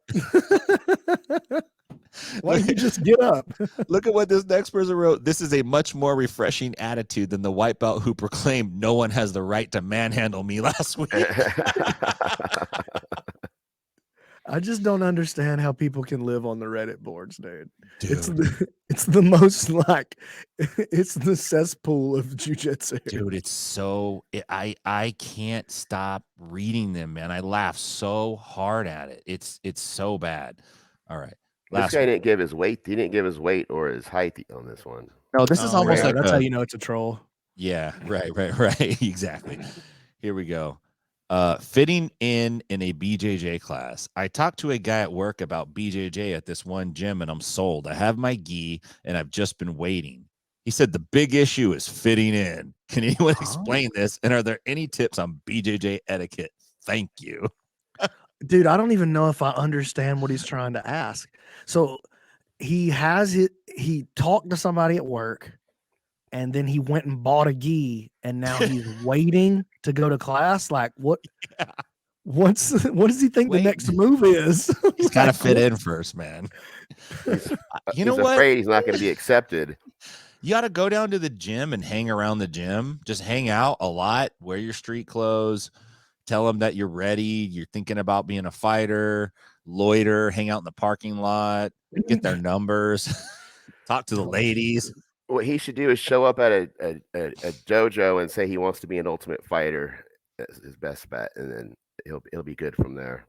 Say he's got mad street skills. Yeah, it's really funny the obsession people go through before they join jiu-jitsu. It's like a real thing now. There's several threads a day on Reddit about it. Like there's some serious. I mean, I had anxiety when I went to go train jiu-jitsu the first time, and I saw Ernest walk out of the front door, and he ripped his gi jacket open, and he was sweating profusely. He must have just ended a round, you know, and he burst out of the door, and I was driving slow in the car, like looking like, where's this place at? And he bursts out of the door, man. And I stop and we make eye contact. The first time I ever met Ernest, man, we make eye contact, and he's like, and he's just like sweating, no shirt on, dude. And I was in my Prius, and I was like, fuck this. I went back home. And I told my wife, they were closed today. I could not find them. They were closed. That's how freaking afraid I was when I went, but I still went back. I went back a week later, though. Probably felt not great. I didn't have any anxiety trying it. I was too dumb to know that. I was like, oh, we're going to go do a karate class. And so when I started getting anxiety was after the first. So that weekend they had an MMA class. I was like, oh yeah, I'm doing that one too. This has been fun. So this is just martial arts classes. MMA class on the Saturday. Going into my second MMA class, that's when I started sitting in the car and having anxiety. Like, are they going to do that to me again? And yes, was the answer. Yeah. I mean, it is frightening, right? I literally got the crap beat out of me. My first MMA sparring session, a week into training, a guy held me in, and we call it twister side control, right? But like reverse Kesa. And I'm so new, and I'm fat. I'm so out of shape. That's why I started. I was so fat. And he held me down there, and he literally just hammer fisted me in my gut until my bowels loosened. Oh my God. You're a week into training? Yeah, dude. Like it was the end of the first week. It wasn't even a full weekend. Wow. You know, it's a miracle. You got some balls. You came back after that. A lot of guys would have quit. Yeah. I didn't lose control of my bowels there on the mat, but he literally beat me until he mashed my turds up into water.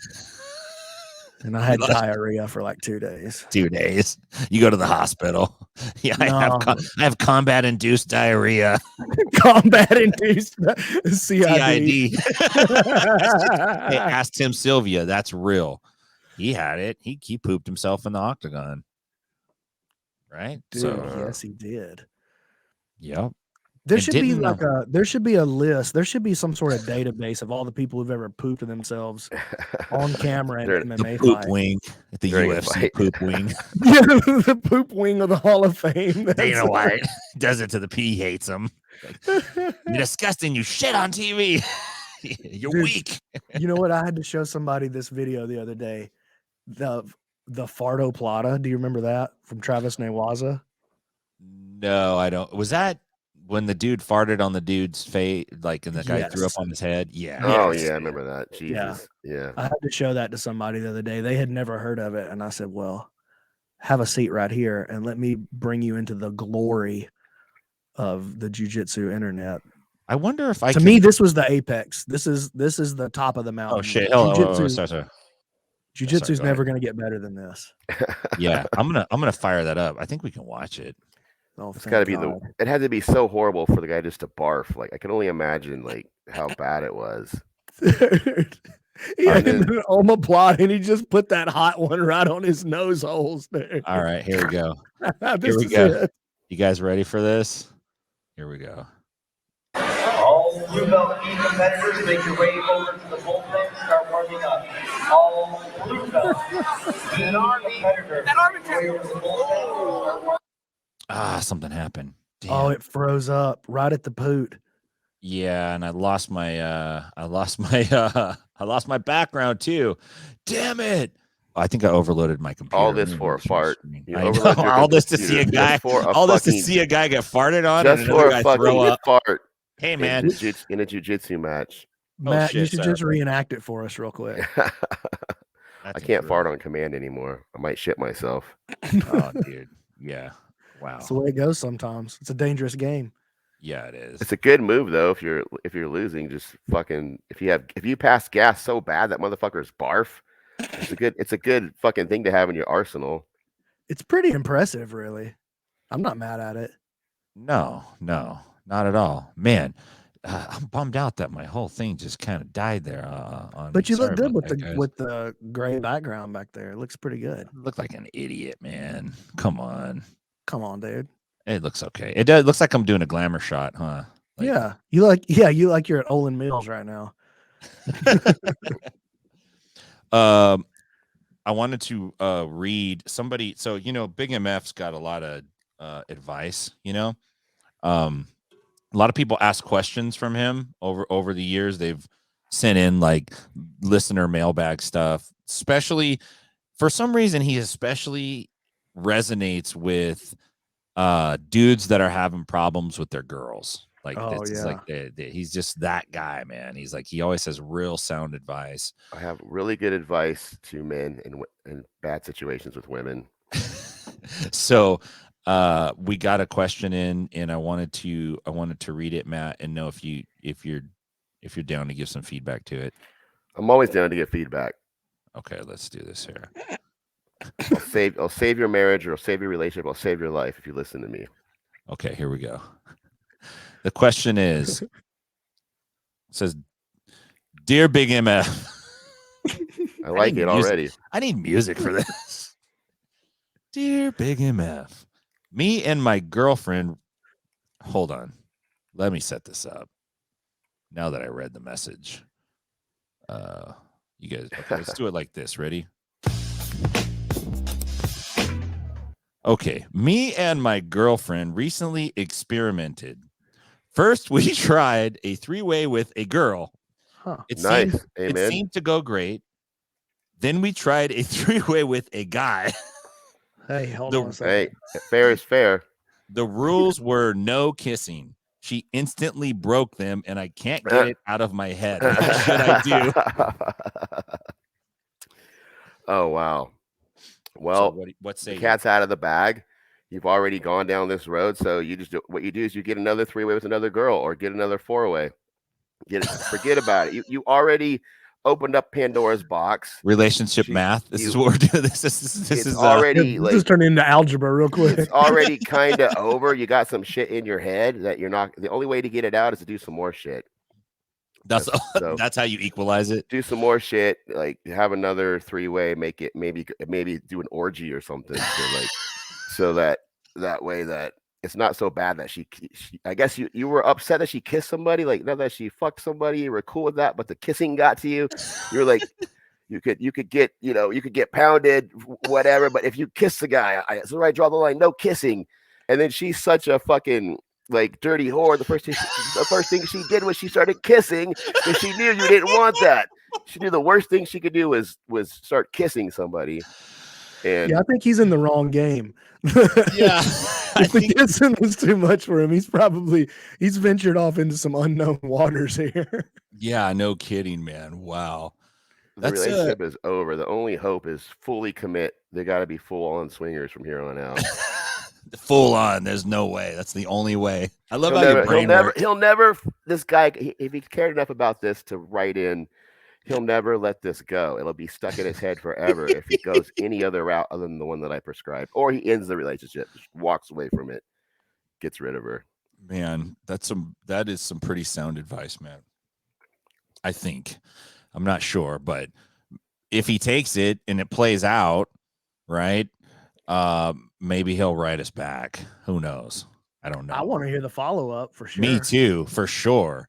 For sure. I want to know if he's going to do an orgy. Like, dang, Well, that's all. You can do an orgy type thing. Like, he's you got a gotta big go book. deeper or You got end a it. cross reference. You're like, okay, if your girl does this, then it says, okay, yeah, you can do an orgy or Yeah, this it's like a or flow that. chart. Yeah, right. If she gets the underhook. Yeah, it's like it's a formula. He's got to go so deep into it that the kissing no longer bothers him. It gets out of his head, or he has to just say, "Fuck it, I don't want to do this anymore. I'm done with you." Yeah, that too. Divorce or breakup. I don't know what their relationship status is. It didn't Otherwise, say, he's so. never gonna let this go. If he He said cared enough to girlfriend. write a fucking letter to us over it, it's in his fucking head. To you, not to us. To Yeah, I Well, was you. to gonna me, say, that once wasn't shit gets in your fucking head, you're fucked. He's fucked. Oh man, that's so good. It's a good show. It's a good show tonight, you guys. I really had a nice time. I wanted to throw this out here. I went to my son's high school wrestling meet over the weekend. My son I could never get him to wrestle in Stockton, ever. I couldn't get him to even grapple anymore, hardly. And then we moved out here. Maybe he was just bored. He meets the wrestling coach.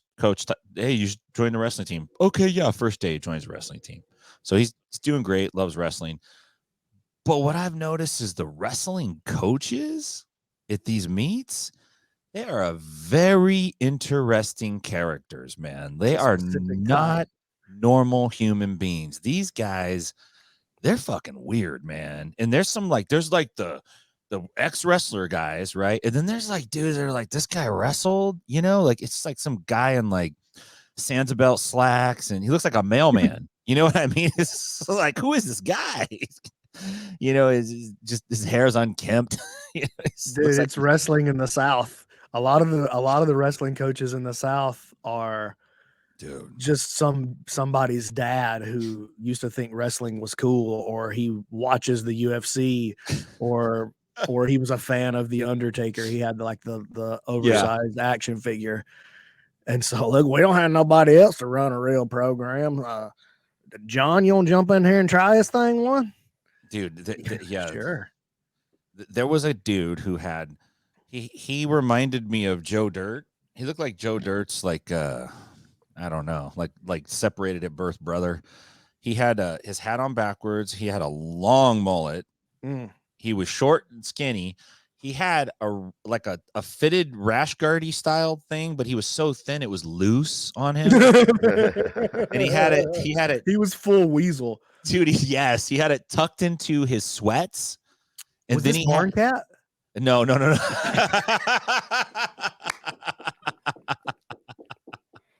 That's actually pretty funny. Sorry, Brian. No, he had his rash guardy thing tucked into his sweats, and then he had his sweats tucked into his socks. Oh, that's how you know he's a real wrestler, though. Dude, yeah. A real wrestler. Running all over the mat. And he was up in the stands and down on the mat and then up in the stands and over there. It was like, dude, the guy was on crack. He was all over the place, man. And he was coaching this one girl, and she didn't do something right. And he came up to her after the match and he pointed at the door, and he's like, you go through those doors over there because you didn't do it right and you know better. It's like, what?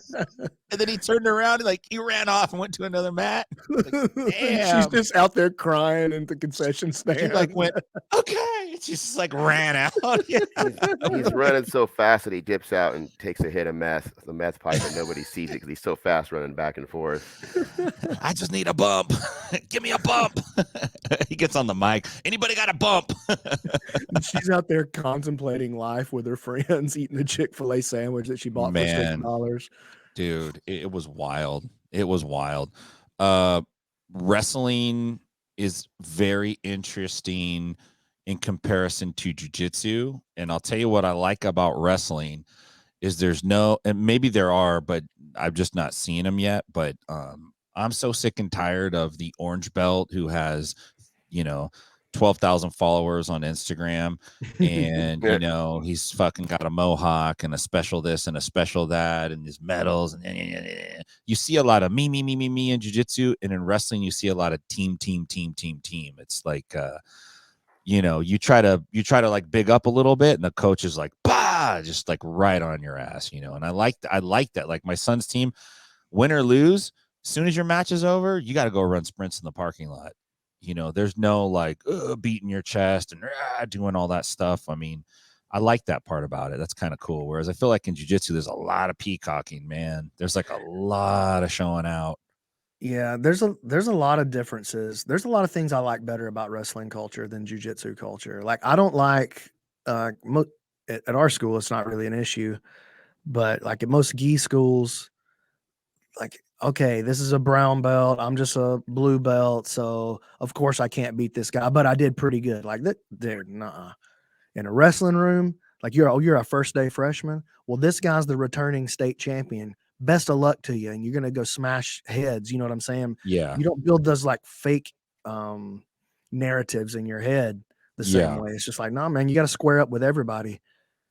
Yeah. I think the belt messes it up. Like the belt does some things for jiu-jitsu that maybe is good, but then it does some things that it's not good. And one of them is overall, the belt overall is does more damage than it helps. I think you're right. I think that I mean I definitely think the difference really in jiu-jitsu and wrestling is the culture, right? Like in wrestling, we're trying to weed out the weakest person out of the room. Like, hey, we're going to run sprints until the weakest one of you turds leaves and quits the team. Like, 'cause there's only room for 15 of us in this little sauna in the back, you know? right. Whereas in jiu-jitsu, like generally speaking, it's like, oh, well, come on out here, little white belt, little new guy, and we'll teach you how to be a guy who can stay in a room like that. Right. You know? So jiu-jitsu is much more inclusive, no matter how weird you are, and that allows a lot of different weird to cultivate and to grow.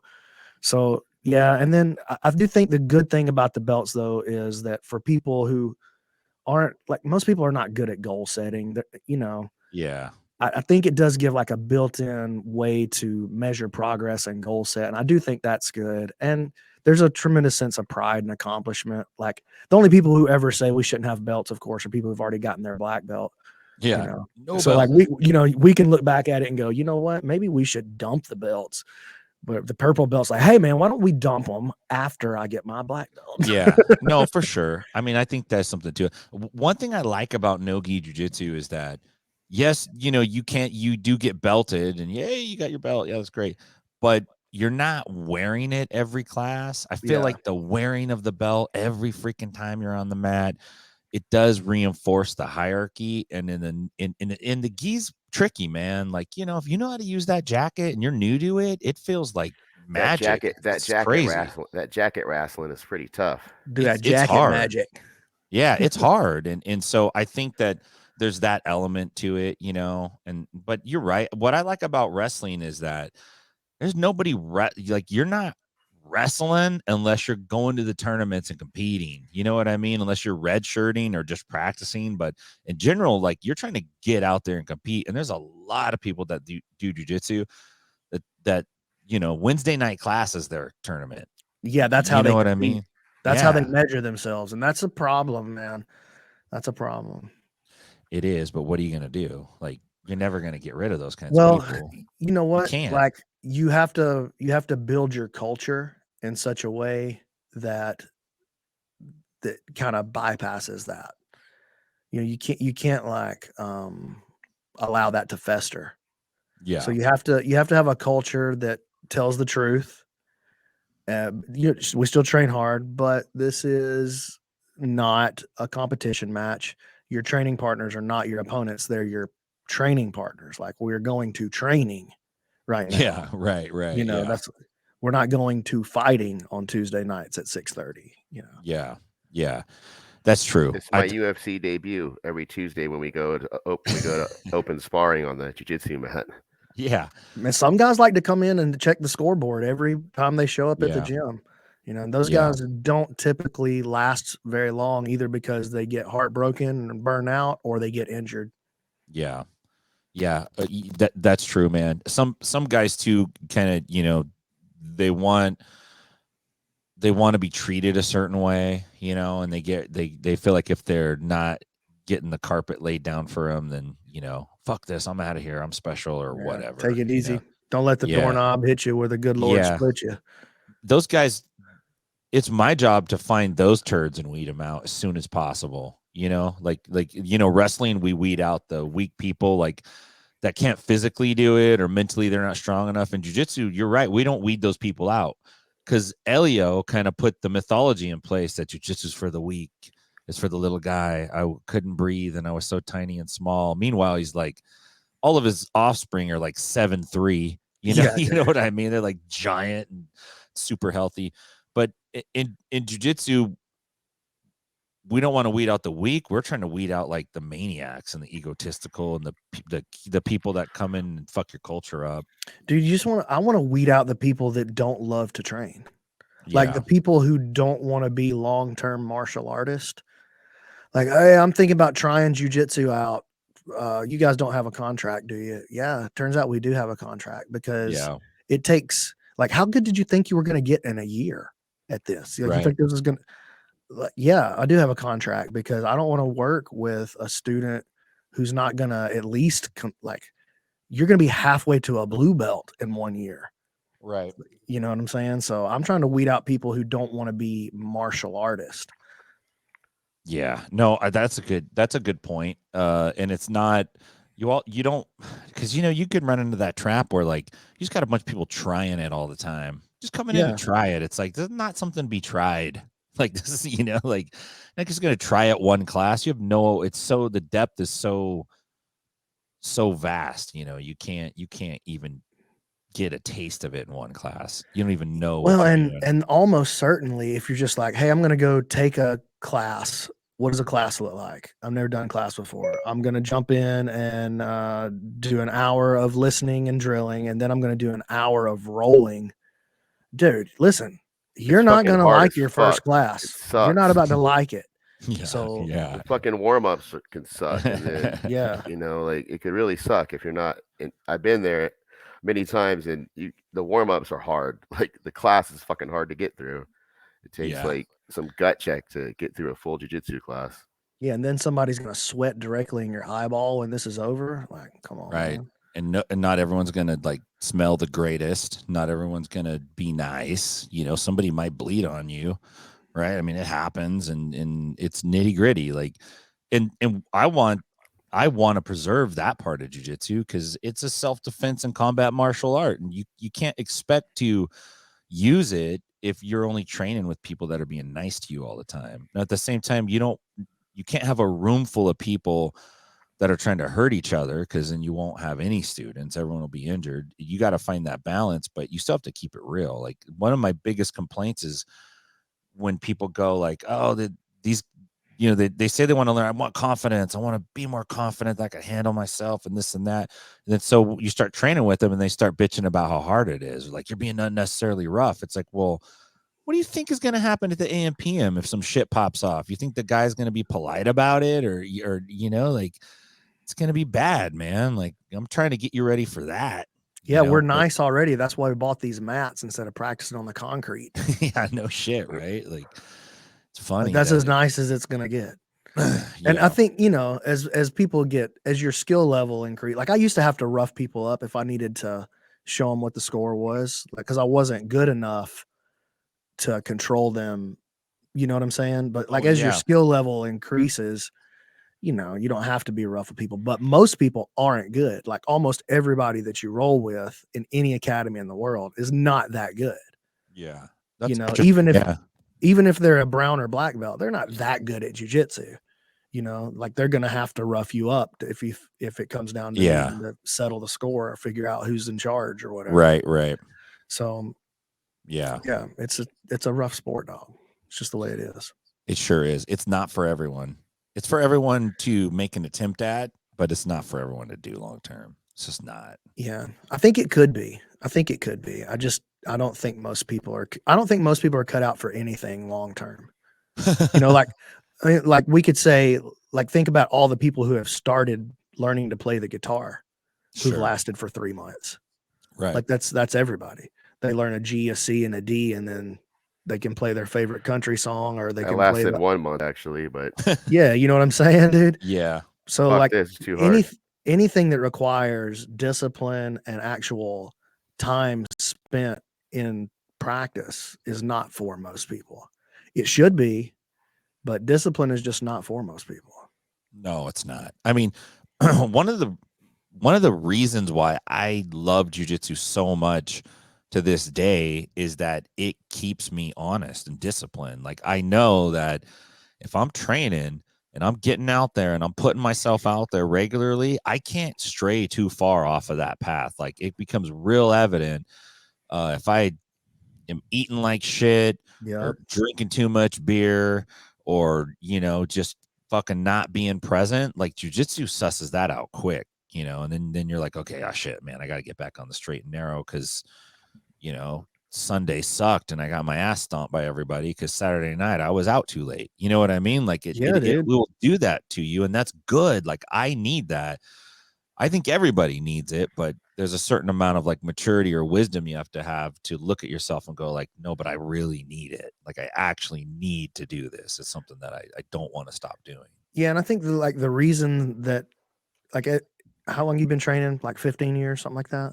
It's going to be 17. 17. I've been training for, today actually is my 6-year anniversary when I got my black belt. What? So Congrats, whatever. dude. So I guess I've been training 16 years today. That's awesome. Anyway, yeah, after a certain amount of time, like the reason you train starts to change. Like, I started training for a totally different reason than I show up for training tomorrow. Like, I was just a big slob and I was out of shape, and you know, I just needed to get my stuff together. Over time, I'm training because I want to fight. Oh, and now I'm training because I want to be great at jiu-jitsu. But now, like, I show up and train because it's the way I like to live my life. Like, the training is what I'm here for, not the result of the training. Right. Do you get what I'm saying? Yeah. Yeah. Like, so, you know, if I need to show up, all right, I got to go get to the point where I can beat everybody in the room. Well, then I should just quit. Yeah. You know what I'm saying? Because, like, generally speaking, I'm obviously I don't want to be too hyperbolic, like, but I can't just walk in any room and beat whoever's in the room. But kind of 99% of the people at your gym, wherever you train, a good black belt's going to be able to ice them. You know what I mean? Yeah. So like, being better than everybody else is not a good reason to keep training. I would just quit. Like, it has to become something more meaningful. Like, it has to like become a part of you, sort of like an extension of self, or maybe even like absorb the self.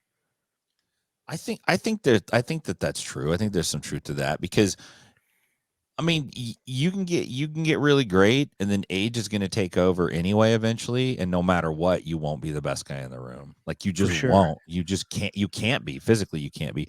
But in general, you could be you could be in the top 10% of that room for a long time. Yeah. You know what I mean? Like, you could be in the upper crust of that kind of stratosphere for a long time. Without even being a dude who works that hard. Just be a dude who shows up consistently 3 or 4 times a week for 15 years, and you're going to be you're going to be a really good black belt. You're not going to be a world champion now, most likely. Right. But most people are not that good. Even people that train, you know, they're not that good. Jiu-jitsu is like the stupid ass thing is like we judge it by the highest standard. Like, I have to be Gordon Ryan or I'm garbage. You know what I mean? And it's weird. I don't know why it's like that. I just do it because it's fun. That's the only reason why I do it, is I have fun doing it. Exactly. I don't really have any other. Yeah. I have fun smashing on Tim whenever I get the opportunity, or he smashes on me, and I talk shit, and I have friends, and that's why I do it. It's fun. Yeah, it's my clique at this point. Like, these are my people. That's who I want to be around, you know? Yeah, but you got to get there. That's long-term thinking. You know what I mean? That's the only way to get good. That's the only way to get actually good at anything, is long-term thinking. Right. No, I agree with you, man. Dude, thanks for joining us tonight, man. You're awesome, Brandon. I really do appreciate you, man. It's awesome to have you on. You when I texted Dominated you, I was like, great dude, man, songwriter. I almost didn't want to bother you. I'm like, man, this guy's got so much shit going on. And I texted you, and like immediately he's like, yes, I'm in. Let's do it. Dude, Like, listen, y'all think I'm playing around. I'm not joking. Inside BJJ is like it's the mountaintop for me, dude. So I'm sorry, Brandon. no, dude. It's a letdown. Well, you know, it's like nostalgic for me because I was listening to it like right when I was first getting super, super excited about jiu-jitsu. I didn't miss one, man. And so that's crazy. Like, it's rad. You know, hanging out with you, so I'm getting to know you, and then jump on here and hear Matt do his intro, dude. That's big time for me. That's big time. And you nailed it, Matt. That was dope, man. You nailed it, and you didn't go long either. You were like, you nailed it. I want to hear a good long rant one though. Can you just turn the music on and just turn him loose for a second? Just let him go. Just let him go and see. Let's just see what happens. Let's try it. Ready? Here we go. Hold on.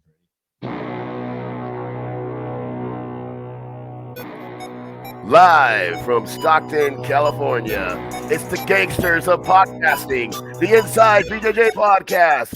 Your host is Rich. He's cheap. He's an asshole. He's the multi-million-dollar jiu-jitsu champion, Tim Freeman. And today's special guest, he realized that Eddie did get dominated, and he wrote a song about it. Ladies and gentlemen, give it up for Brandon McCaghren. And your co-host is the biggest MF that ever walked the face of the earth. Give it up for Big MF, Matt Freeman. You know what time it is? Tell your wife and kids to shut the hell up because the Inside BJJ podcast is on. Thank you very much. Ladies and gentlemen, Big MF in the house. You have a gift. You do too. And it's I dominated Eddie. You want the song? I can play it for you. Yeah, man. Please. You want it? I can do it. Hell yeah. Let's do it. Yeah, let's hear it. Okay, if I can remember how it goes. Okay, I got it. Can you hear it okay? Oh, yeah.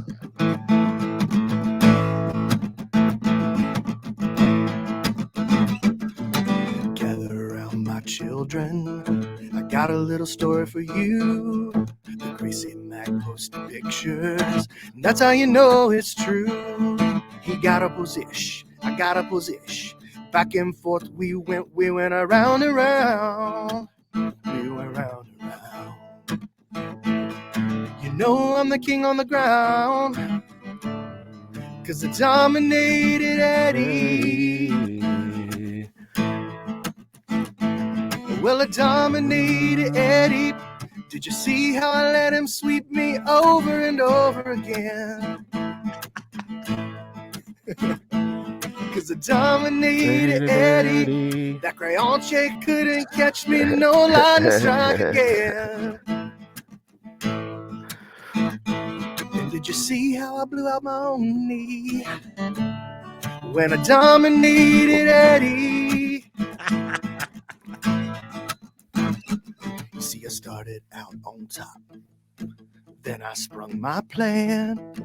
I went for the rape choke, and it fell into my hand. And I rolled over and did that thing that I do where I let him pass my guard. You know that thing that I'm talking about. Oh, you're just gonna have to trust me, 'cause I dominated Eddie. I dominated Eddie. Did you see how I let him sweep me over and over again? Oh, I dominated Eddie. That crayon shake couldn't catch me, no line to strike again. And did you see how I blew up my own knee when I dominated Eddie?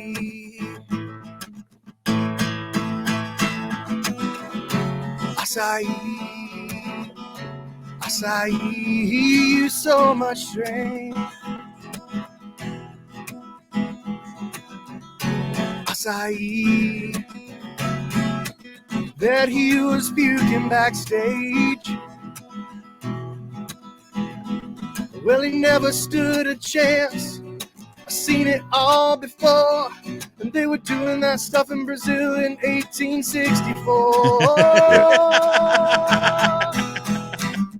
Cause I dominated Eddie. Did you see how I let him sweep me over and over again? When I dominated Eddie, that crayon chick couldn't catch me, no lightning strike again. And did you see how I blew up my own knee when I dominated Eddie? You see, my last name was Gracie. That's how I dominated Eddie. Cause I dominated Eddie.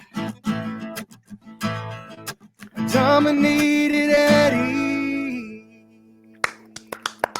Amazing. Brilliant songwriter. Wow. Brandon, you're I so messed up the dope. chords a couple of times. Nah, you did fantastic, man. Real quick, I want to make sure that I play Matt's commercial here. It's pretty dope. I want to make sure I can get it up. But that was dope, Brandon. You nailed it too. You remembered every word. We went to this like musician show last night called The Listening Room out here in Nashville. Yeah. And these are like songwriters that wrote songs that are being recorded by like Kenny Chesney and all these famous people. These are like dope songwriters, but they're performing the songs. Nobody hears the songwriters ever perform the songs. They hear the big time performers. These songwriters can't remember the words to their own songs, man. They literally are forgetting. Like, this one guy, dude, he told this huge story about he wrote the song for his daughter. He loves her so much. He was heartfelt. He couldn't remember her name. Twice. He forgot him twice.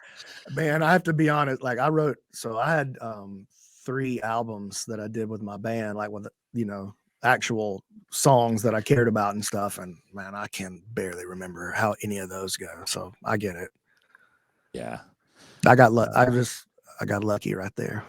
Just started happening. It was a great song altogether. Great song. One of the best songs I've ever heard in my life. It is. Let's go. Especially when you know. Is it better than G and a Gi though? Like, is that the best jiu-jitsu song? I feel like G and a Gi could be popular right now with the way rap is and everything. Like, I feel like it's better than a lot of it. If he mumbled a little bit more, it'd be over.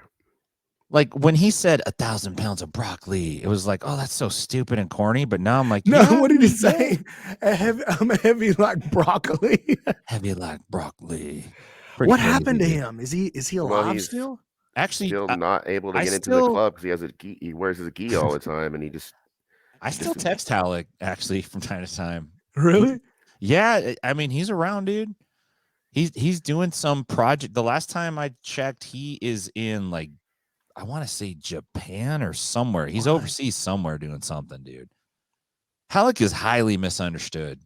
I mean, I know. I'll tell you what I misunderstood the most is what was in that little bitty backpack he was wearing on Metamorph stage that time. Dude, I don't know, man. That was going to be the next song after I dominated Eddie was what's in Halleck's backpack. Broccoli. Halleck, dude, yeah, he's got a lot, man, but I like him still. I think Metamorph was dope. I mean, I do too. I loved Metamorph. I know it sucks that the business side of it was not good, and I think some people, were left holding the bag, and that sucks. But nobody was doing it like that. Like that was like, oh shit, man, this is a big deal. Like, and then EBI kicked off like it did, and it was something new suddenly. And now jiu-jitsu wasn't stale anymore because honestly, it was getting kind of stale. Like, it was, man. It was never. It was not just that it was still. It was never anything anyone ever paid attention to other than people that did jiu-jitsu. Metamorph brought it on a stage where people were starting to watch it, and you were having an actual event, and not just a tournament that most people don't watch that aren't participating regularly. Yeah, I think we'll look back on Halleck as being the real innovator for the sport jiu-jitsu scene. Which is ironic that there was I don't think so. One of the greatest. Well, it had to start. It had to start with him, though. Yeah. Eddie's the one that took it to the next level, but Eddie did. Yeah. that was born of Metamoris in a lot of ways. Yeah. My favorite weekend down there was one time Matt and I, we went down and we went to EBI on Saturday and Metamoris was on Sunday. They were back to back that weekend in LA, and it was like this jiu-jitsu heaven. It was so fucking dope, dude. Like I couldn't believe how awesome it was. I literally was like, I can't believe this is happening right now. It's so sweet. But yeah, the first Metamoris was in an arena in San Diego. The first 3 of them were really big. Yeah. He had big money backing him up, and then he lost the big money, and that there you arena go. was not filled up. So man.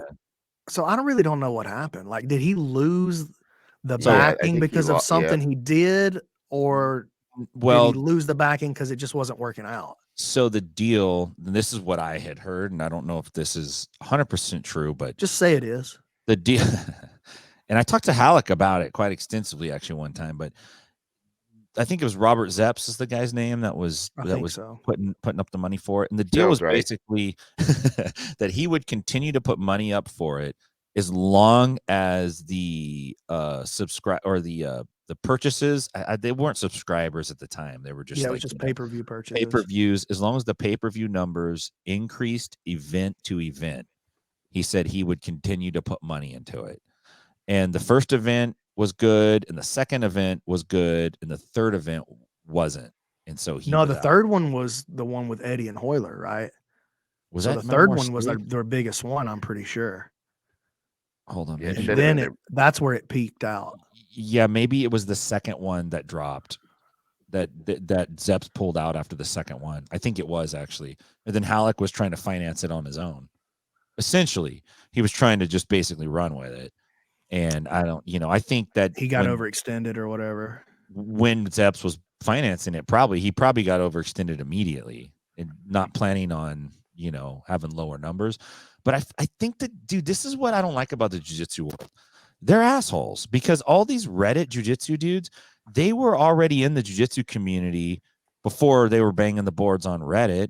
And they were going like, Halleck Gracie this and Metamoris that, and nobody really got behind it. They picked at it and they tore at it. They pounced on every mistake that was made. And the reason why they did it is because, in my opinion, and this is just my opinion, is the community was like, oh, Halleck's a douche, so fuck that guy. We don't want him to succeed. Fuck him. We think he's a douche for whatever reason, right? It's like he made Gian a gi. Fuck him. He's lame. That was, I'm just saying it. I think that was the general attitude that people had. And so it was almost like they wanted it to fail. It's like they didn't want it to I feel like succeed. the jiu-jitsu wasn't ready to Maybe be accepted yet. Like, it's such like it's like punk rock, dude. Like Green Day or whoever. Like, oh, they're punk rockers. Well, now they got a major label album. I hate them now. Sure. I think that's a little bit of what was going on. It's such like an insider boys club kind of thing. Yeah. Like, well, hey, dude, you can't have success in this. That ruins the underground fight club part of it. Yeah, for sure. I that could definitely be a part of it. But I think the community's moved. I mean, generally, you can't take what happens on Reddit for what's happening in the community at all. No. But I think generally the community's moved past that. I mean, I feel like BGF has been really well received, Well, you're a cool dude. Like that. But people don't know. People don't know me. You know what I mean? Yeah, but they do. Outside of just the local Sure, area. they do. Nah, you're crazy. They know you. They know you. There's, how many people hate Gordon Ryan right now? Want to see him fail? Like literally want to see him fail. They hate Gordon Ryan. There's a lot of people, but there's not a lot of people that hate Brandon McCaghren because you're a good dude. Like you're a cool dude, and you're not, acting out online. Well, you know what, man? I think I just believe that we all can win. To be honest with you, I believe that me and you can win together. Like there's room for 2 podcasts, bro. No shit, right? There's room for everybody to have a podcast. There's room for all of us to succeed. And a guy who's got like that, I need to be the best in the world kind of mentality. He believes there's only one best. That's what best means. You know what I'm saying?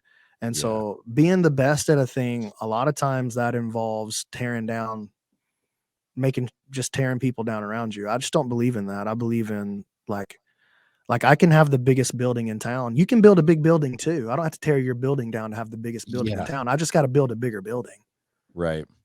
It's the tyranny of the or. It's like people are like, you can have this or you can have that. And instead of going like, actually, you could have this and you could have that. And they could coexist and they could still work. And there's so many damn people out there, dude. Like for people to be overly possessive over a podcast, like really, you know what I mean? Like people used to do it even in the jiu-jitsu community. Though there would be like warring factions of jiu-jitsu podcasts. You got 132 downloads. Just like nobody cares, man. Like get over it. You got to see things for what they are, you know. But I think the jiu-jitsu communities, there's really good parts of it now, but also there's really lame parts too. You know, they're just like, you guys are lame, and that's everything. And as it grows, more people are going to be exposed to it, so the numbers are going to go up, and just by pure numbers, you're going to have more idiots and more cool people. So I really think we're right on the edge of like jiu-jitsu really having an explosion in popularity and growth. I know we've had a little bit of that already, but I think we've kind of hit that 10% adoption rate.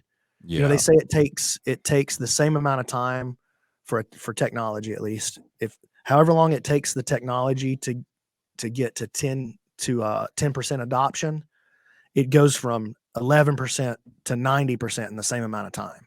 Yeah, that'd be dope. So if it took 10 years, say it took 10 years to get to 10% adoption, it's going to go to 90% adoption in 20 years. Yeah.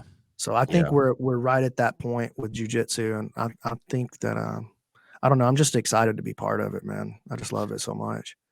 It's like for once in my life, and maybe you could say this too. You know, you see all these things that happen, and you're like, "Damn, I wish I would have got involved in that 15 years ago. Damn, I wish I would have been part of this or part of that." And it's like with jiu-jitsu, it's the one thing where it's like, oh yeah, I was a part of it 15 years. Yeah, I feel like I bought Bitcoin in 2009. Yeah. You know what I mean? Early investor, man. Like or whatever year it came out. I'm too stupid to even know. By Doge, by now. I actually think that you're more than that too. Like you didn't just like buy Bitcoin. You built part of the infrastructure for it. You know what I mean? Like you're part of it. I think inside BJJ is too. It's just like, you know what I mean? Like you look at it in that lens, you're like, I'm not just like observing it. Like I'm actually like shaping it and going like, yeah, let me do my part. Here's my dumb idea, or here's my voice. You know what I mean? But in a way that's been around for a while and it's influential and you're doing awesome things, dude. Like thanks, man. I think it's up to us. I think it's up to us. Like it's up to the community to raise our own leaders up out of it, you know. So if nobody else is going to take the mantle and lead jiu-jitsu in the way that I think it should be led, well, dang, man, I'll just do it. I'll do it. Put a mic in front of my face. I'll talk. I'm the man for the job. You know, I can do the job. I'll be the president of jiu-jitsu if that's what we need.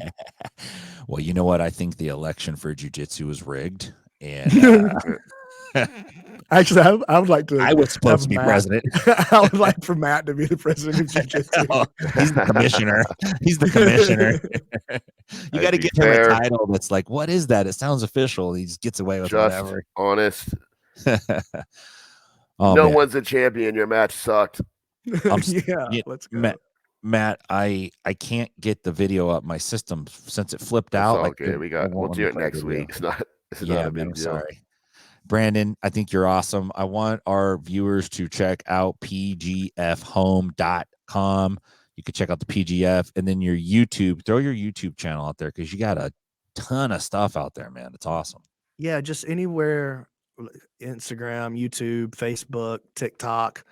We got a little media empire we're creating down here in Decatur. So just look for BrandonMC.Ninja. And that's where you can do it. And if you're interested in just picking up some of my instructionals for free, I've got a 4-video course on how to stop getting crushed from the bottom.